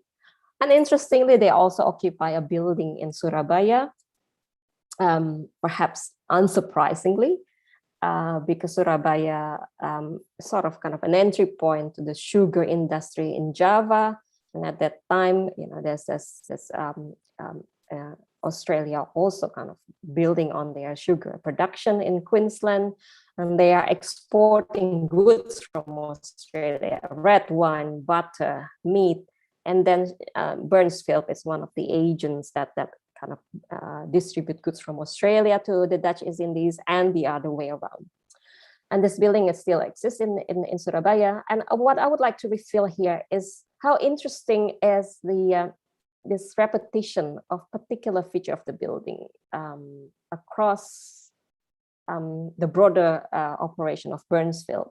So the office building, the building that they occupy in Surabaya, somehow this civicness of that building were translated when Burnsfield established its main office in South Pacific, in Apia.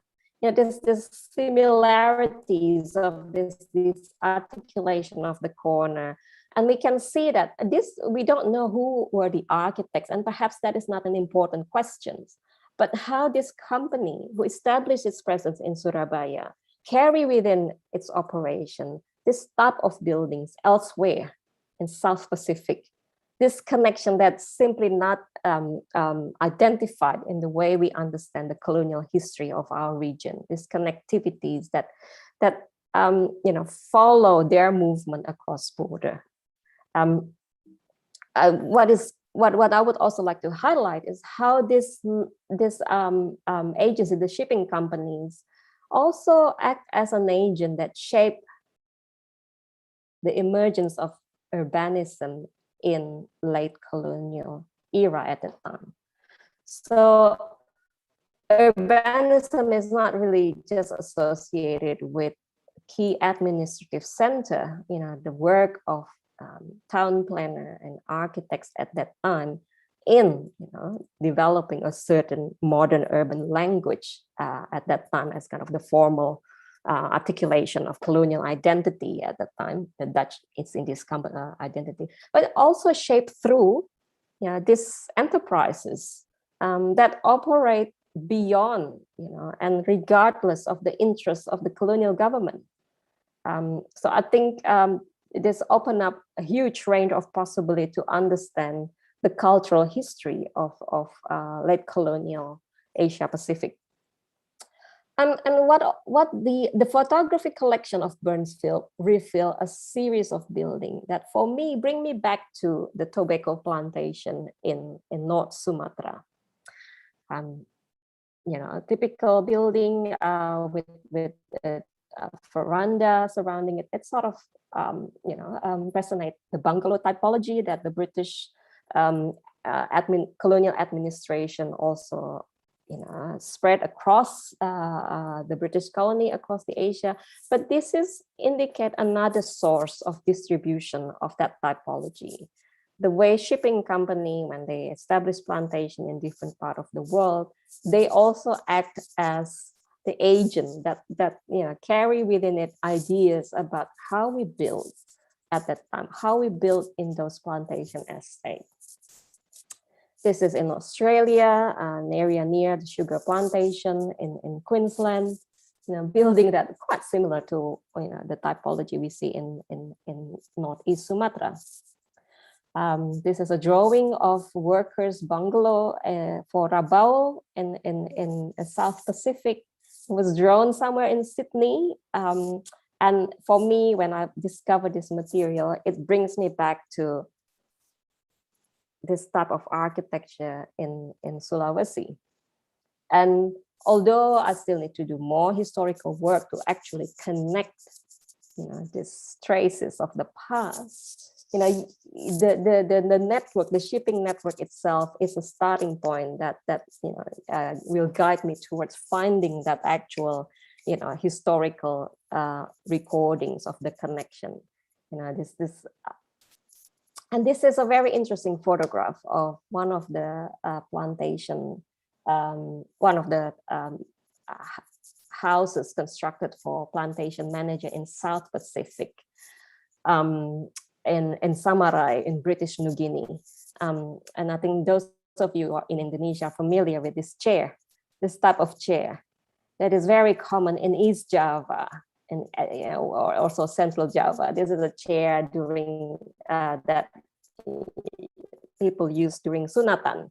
This extending the arm of the chair is where people in the past operate this circumcision process, and to discover this furniture, this piece of furniture somewhere in British New Guinea, for me, it's such like an aha moment that there's other movement across the border that we are not aware of. So, to conclude, I think it's very important that defamiliarizing architecture is also defamiliarizing architecture historiography, and there's so many post-colonial critics of the way Sir Bannisters have written about, wrote about the history of architecture in the world, and we have shifted from that perception.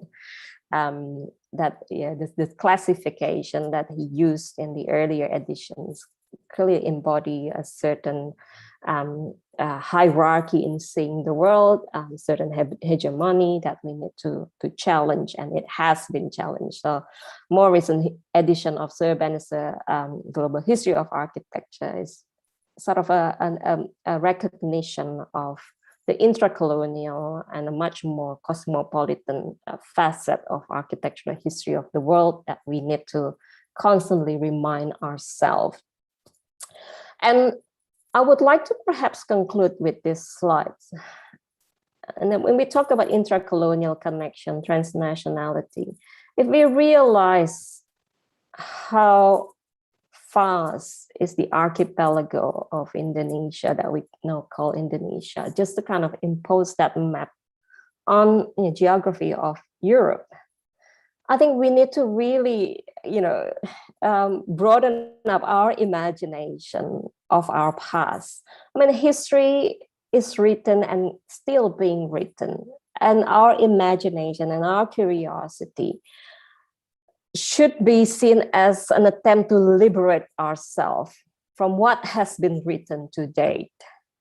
And understanding our presence today is about forming a new set of questions about our past. And to see this geography of Indonesia, we need to really look beyond what has been written from the viewing lens of Java as the exemplary center. And we need to see it beyond a series of bounded entities, because in a sprawling archipelago, such as Indonesia, the social and cultural histories of this place is about exchange, connectivities, and entanglement. Thank you. Okay, thank you very much, Amanda, for such a mind-opening lecture. You connected your materials with Gauri's materials beautifully. Thank you very much. So you suggest us to shift the paradigm from seeing architecture as an object associated with the elites to seeing architecture as agency, as a process of shaping our environment, and to looking at history through critical eyes. Thank you very much. Okay, so let's give a round of applause for our terrific presenters today, perhaps using your reactions icon. And now we come to the Q&A session. There have been perhaps a couple of questions in the chat box. The first one is from Rina Priyani. She's joining 10 hours away from us. She's joining from Berkeley. Thank you, Rina, for joining with us. This is a question for Dr. Bharat. Thank you for your amazing presentation. I'm interested in the idea of intimacy, quote unquote, in your reading. It is intriguing for me to imagine the space of knowledge and the moment in which the construction laborers poured the concrete for the first time and the using of the jali or trellis for the first time. My question is, whose intimacy are we talking about when we are trying to make sense about the built environment? In other words, how would post-colonial eyes frame the intimate moment of hybridity? Again, thanks a lot. Gauri?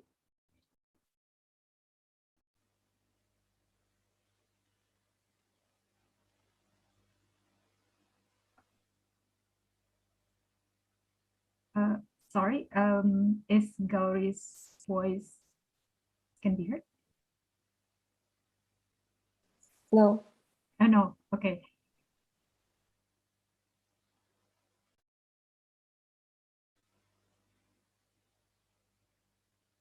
Okay, but yeah, you're not muted.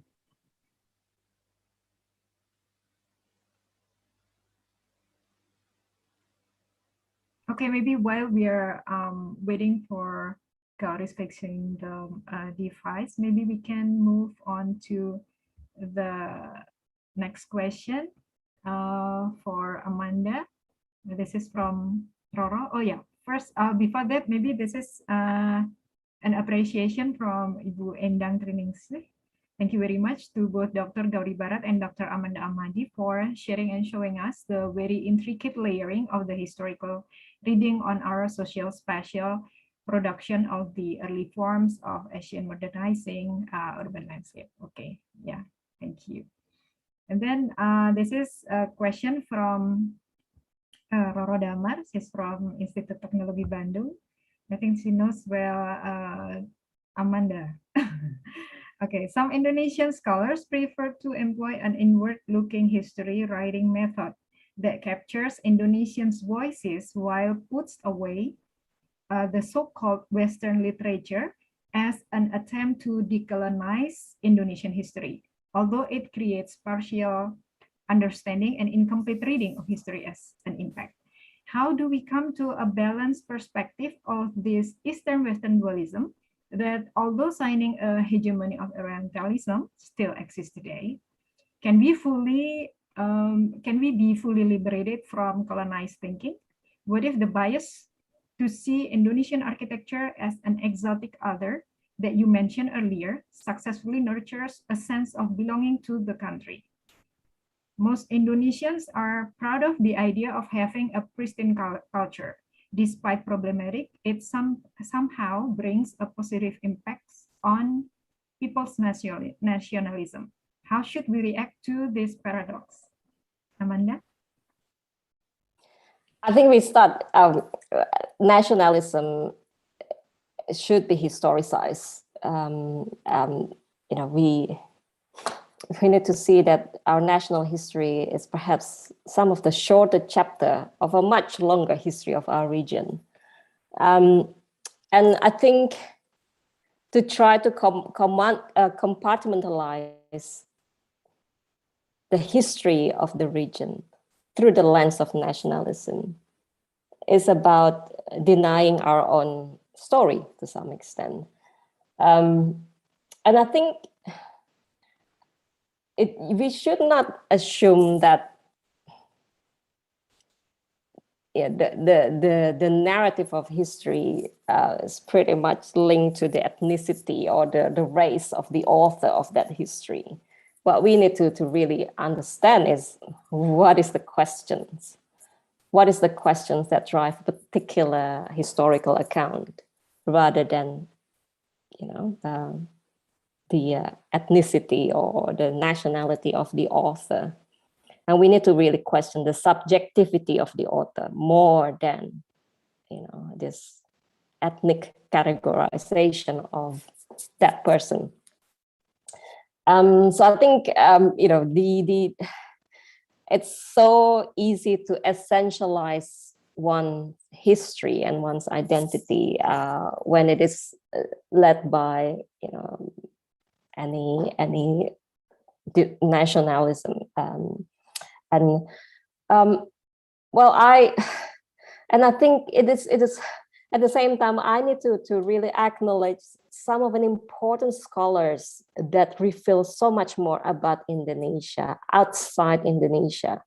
And this idea of claiming that you need to be Indonesian to understand yourself, I think it's sort of problematic, and we need to realize that that's a very reductive way of seeing our history. So the bias to see Indonesian architecture as exotic other, you know, that is currently cultivated even more today. You know, globalization is about becoming part of the international network, and then it also kind of highlight the need to kind of define, okay, rescue a certain otherness, a certain unique identity, and to really see it as a process of construction. And the question is, who control that construction and who benefits from that construction, and who is being displaced and compromised and to some extent rendered illegible. And I think this is also typical of post-colonial world, that we continue to overlook the complexities of the presence, so much so. And then we always, whenever the presence is very unstable and changing, we return to the past, hoping to find some sort of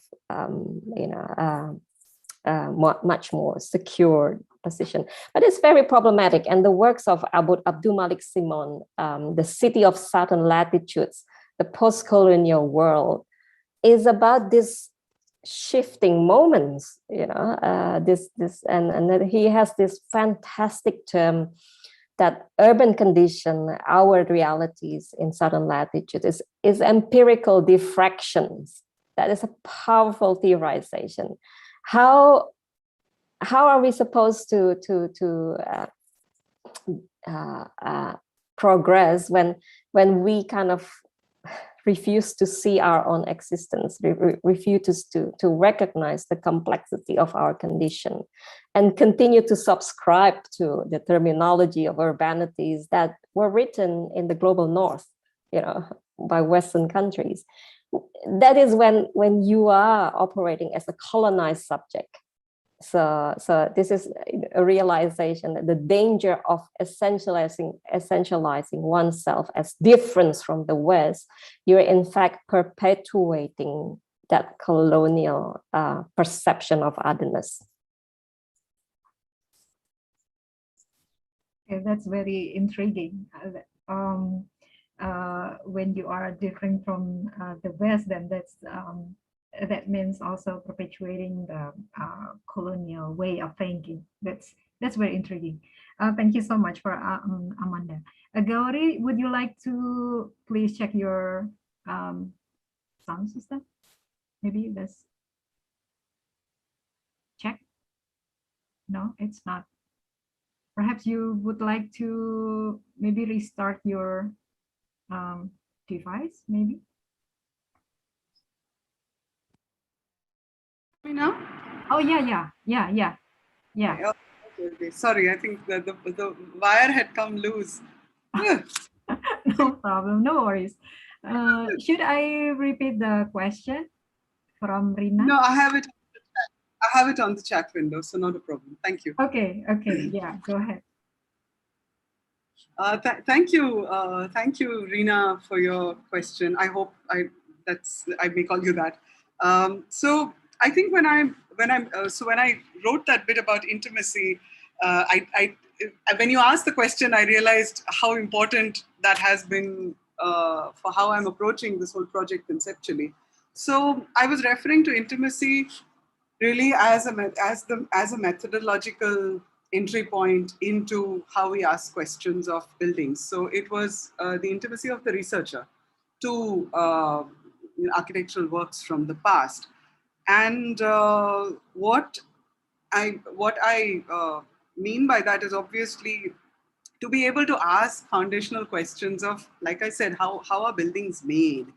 And this perspective, I think, is quite specific to architectural history researchers, at least especially for those of us who are trained as practitioners before we become historians or researchers.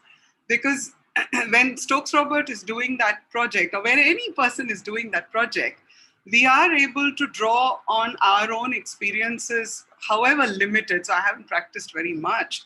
But this question of when you're standing on a construction site or when you're putting together a project, we are synergizing so many threads and forces that don't always fall within a single analytical category. There are clients, there are material networks, there is the site, there are neighbors, and that mess, all the various externalities and dependencies that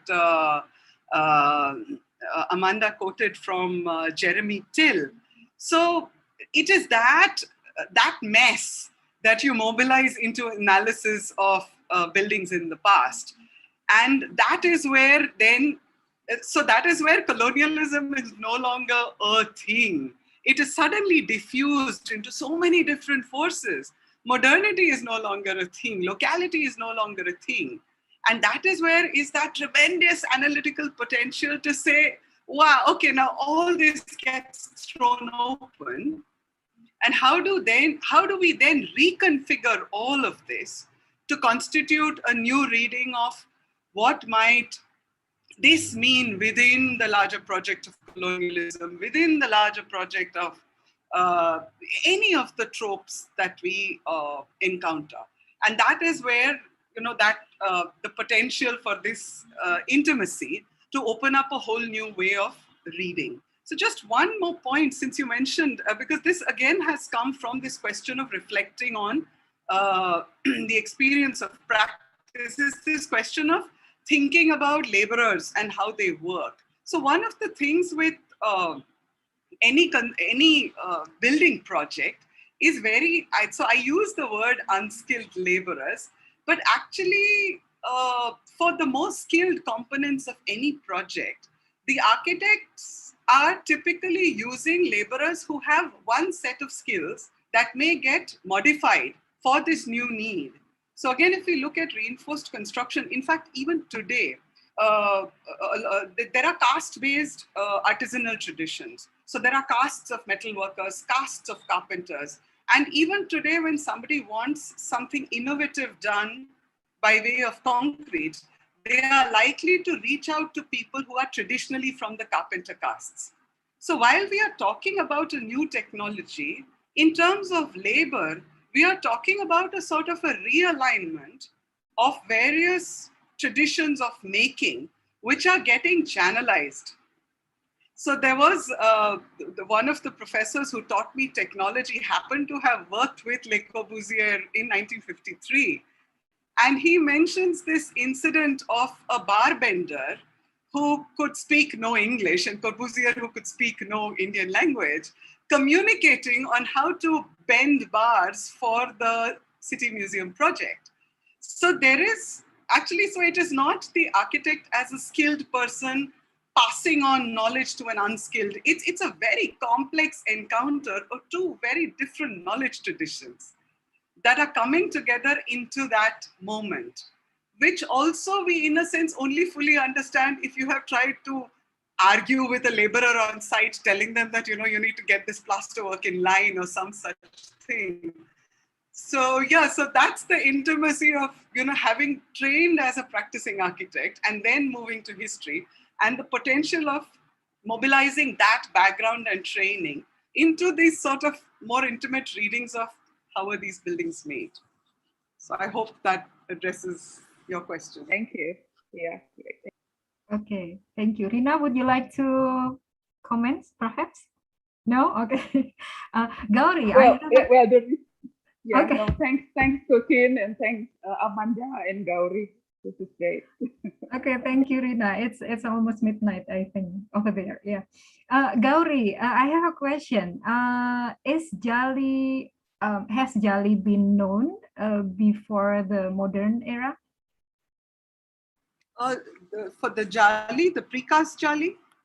Yeah, no, not the precast. Jali, because I remember that once I read in Didi Ragel's chapter, she argued about how the Jali is used as an apparatus in Mughal palace, where the king or the sultan can see the others outside or his people outside of the Jali, but he cannot be seen.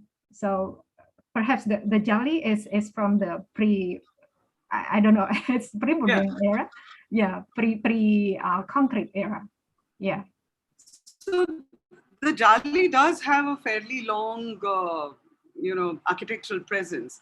The key shift, I think, is that until the late 1900s, the late 1800s, the late 19th century, the Jalis could only be built in stone, which was extremely resource and labor intensive. So for a lot of the more ordinary architecture, it's unlikely that they would have had Jalis. They are more likely to have had a wooden trellis or a bamboo trellis or something equivalent to that. By the late 19th century, the key shift that happens is that cast iron becomes available. So cast iron grills and railings become widely available. So they start getting used in the more ordinary architectural works.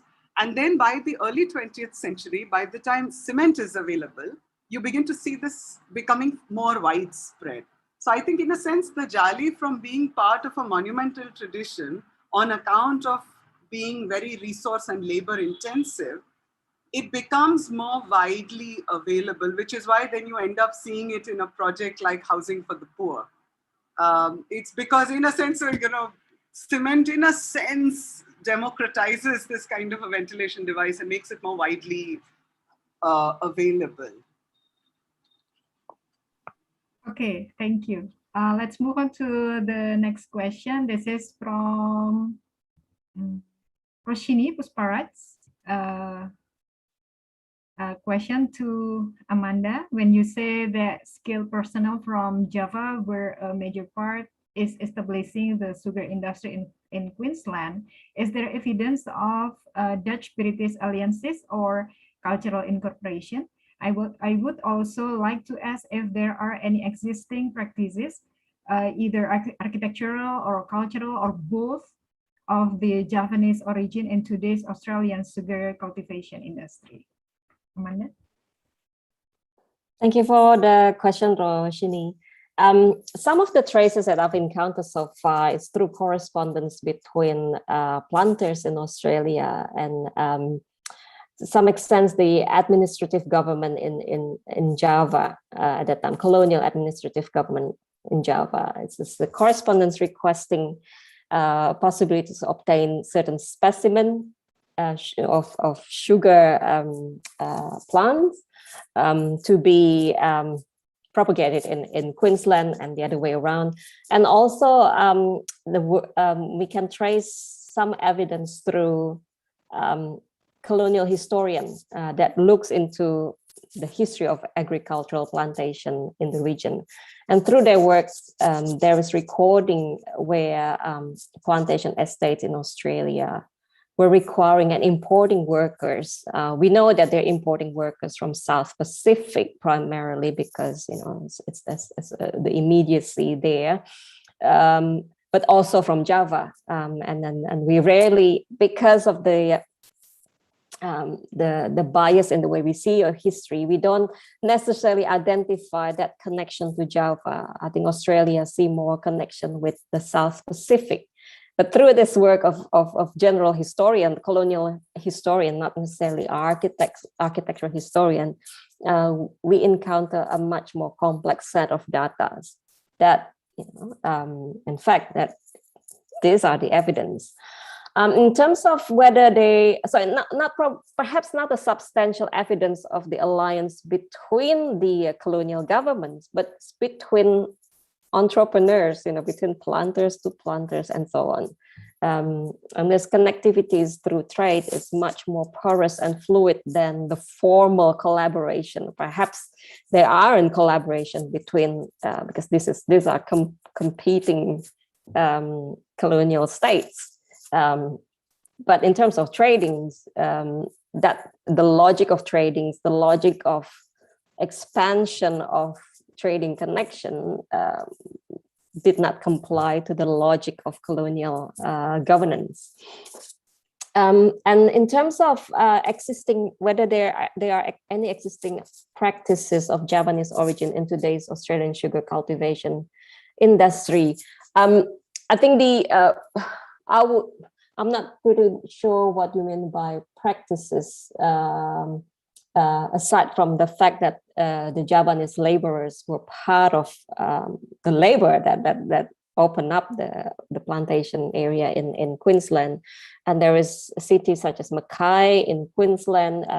It has quite a substantial number of Malay migrants and subsequent generation of Australian with Malay backgrounds. And when the word Malay is used, primarily it refers to the Dutch East Indies. And the work of Adrian Vickers and Julia Martinez also highlight in cities such as Mackay and also in Darwin in Western Australia.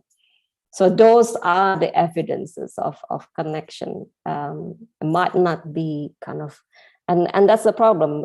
When the connection occurs through labor, it simply does not appear in a formal, mode of recordings where you identify the company and so on. When we start going into the labor and the traces of their existence in different parts of Australia, then we see a much more complex connection between 19th and early 20th century Australia and Indonesia. Okay, thank you, Amanda. Roshini, would you like to comment, perhaps?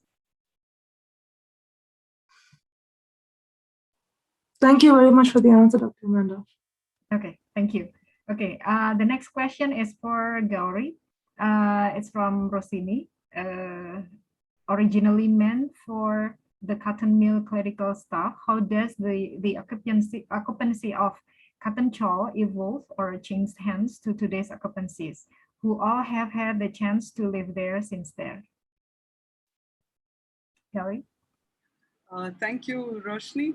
So the cotton chawl, it is entirely occupied even today. A key shift that has happened is that it was originally meant for the clerical staff of the textile industries, but the textile industries in Ahmedabad went into decline in the 1970s. And today is a very, from being almost entirely the economy of the city being dominated by the textile industry is today far more diverse. So a lot of the original working populations are now quite diffused and spread out. A number of people who lived in the cotton chawl in the 1950s and 60s continue to live there today, subsequent generations. And they, so many of them they've been there since it was built in 1935. So many of them have continued, but they are no longer working in the textile industry. So that's a key change. The other thing, it wasn't directly relevant. All the members of the chawl belong to the same community. So they are all Jains. Jains are a minority religion. So they are all Jains, and that continues. So it is not open to members of other religious backgrounds at all. So it's all Jain. So that is one aspect of continuity. But the employment, the livelihoods, that has changed quite a bit. Okay, thank you, Gauri. We don't have more questions, I think, but I have a question for Gauri. I was wondering how were the imported British architecture educational system influence and direct the development of architectural education in India? Sorry, I missed the first part of your question. Could you just repeat that, please? Okay, yeah. So I was wondering how the British architectural education and educational system influence and direct the development of Indian architectural education. I think that's a kind of colonization as well. I mean, in education. So maybe you can explore on that. Thank you. Thank you for that. So I think the basic template of architectural education, in fact, even today, and the structure of the professional body, which is the Council of Architecture in India, the Indian Institute of Architects, I think the basic structure of these institutions and education is entirely colonial in its template. So the first architecture school, the architecture educational program was, I think, set up in just around World War I. And the first set of graduates were affiliated to the Royal Institute of British Architects. And that was in the end of the 1920s. So the idea of setting up the architecture school, the first architecture program, was to produce a cadre of trained draftsmen who could then work under the colonial public works departments to produce, to produce buildings. So a lot of the training was very much a training in the classical traditions. So in fact, as even until the 1950s and the 60s, the typical first 2 or 3 years of architecture school was to learn to accurately draw and identify Doric, Ionic, and Corinthian columns of the Greek tradition, to copy drawings from Bannister Fletcher. So that formed the crux of the aesthetic orientation, but also training. So the idea that people could creatively try and do something with as architects was relatively new. And the School of Architecture where I teach, which was established by Balkrishna Doshi in 1962, was one of the first efforts to try and break away from this colonial mold and think about what an Indian architectural education would be like. So I think it is still dominated by colonial practice. So in fact, Bannister Fletcher remains the central textbook for architectural history. And there are, I think, close to 500 architecture schools in India at the moment. And most of them are still learning Percy Brown and Bannister Fletcher as the primary textbook. Most schools remain very formalist in their approach. So I think in that sense, the colonial template is still very much, it has very deep roots. It's going to take a while before we start thinking afresh in terms of, what it means to design in India today. So yeah, it's a very long history in very brief, but hope that answers some of your, offer some points by way of answer. I think the same can be said about Indonesia experience. Okay, yeah, thank you so much. This is very beautiful and very fruitful discussion of how the history, the architect history is constructed. So I have noted down some of the I think important points in this discussion. The first one is the post-coloniality is it is more rethinking architecture beyond the post-independence era, and also how to see architecture as agency, not as an object, but it is a process of shaping our environment. We also need to look at how the history critically, and very important point is that this is very important point to see how history is constructed and by whom. And I would like to conclude by citing Henry Glassie and Upton, who critiques the historian's tendency to aggregate major events and monumental building by selecting a small number of facts and collecting data from select sources to speak about human conditions and what happened in the past, while ignoring the mass of people and their lived experience. So we need to delve into the real life surrounding architecture to reveal what Glassie considers better version of human history, or perhaps in this case is better versions of architectural history, by looking at completeness and acknowledging diversity. Okay, so I think this is all the our session today. Thank you very much again, Amanda and Gauri, for your very fabulous presentations, mind-opening, thought-provoking. Thank you very much, and thank you very much for the audience for bearing with us today and getting anything in the discussion.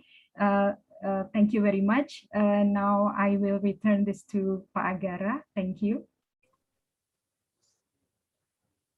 Thank you very much to the moderator, both of our speakers, and also to the participants for making the discussion very exciting, fruitful, and also mind-opening.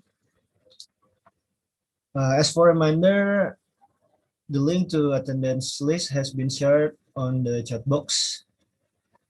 Also, before we close this seminar, I would like to request all the participants to turn on your webcam for our photo session. So please turn on your webcam and put your best smile. I would also like to ask Payudis to lead and help us with the photo session. Payudis. All right, Agara, thank you. Okay, please, ladies and gentlemen, open your camera and let us capture your best smile in the screen. I will start from screen 1. 3, 2, 1.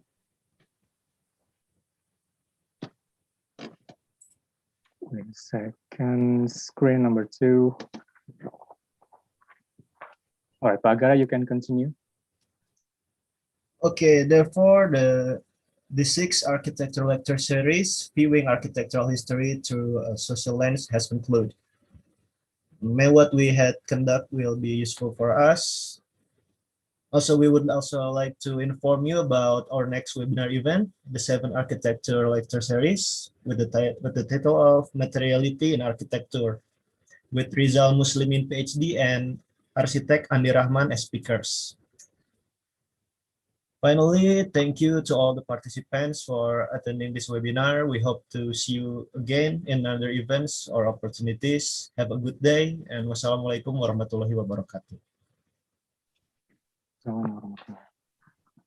Gauri, thank you very much. Thank you, Amanda, Dr. Gauri. Thank you Tram. very Thank you much. very much. Bu, terima kasih. Thank you. And my apologies for the tech glitches. But No thank you very problem. much. I have some problem here as well. Take care, Gauri. Thank you. Bye. Bye. Bye. Pak Yudis, Pak Agara, terima kasih. Terima kasih Bu Terima kasih, Tutin. Bu Tutin. Bu Lilis, terima kasih.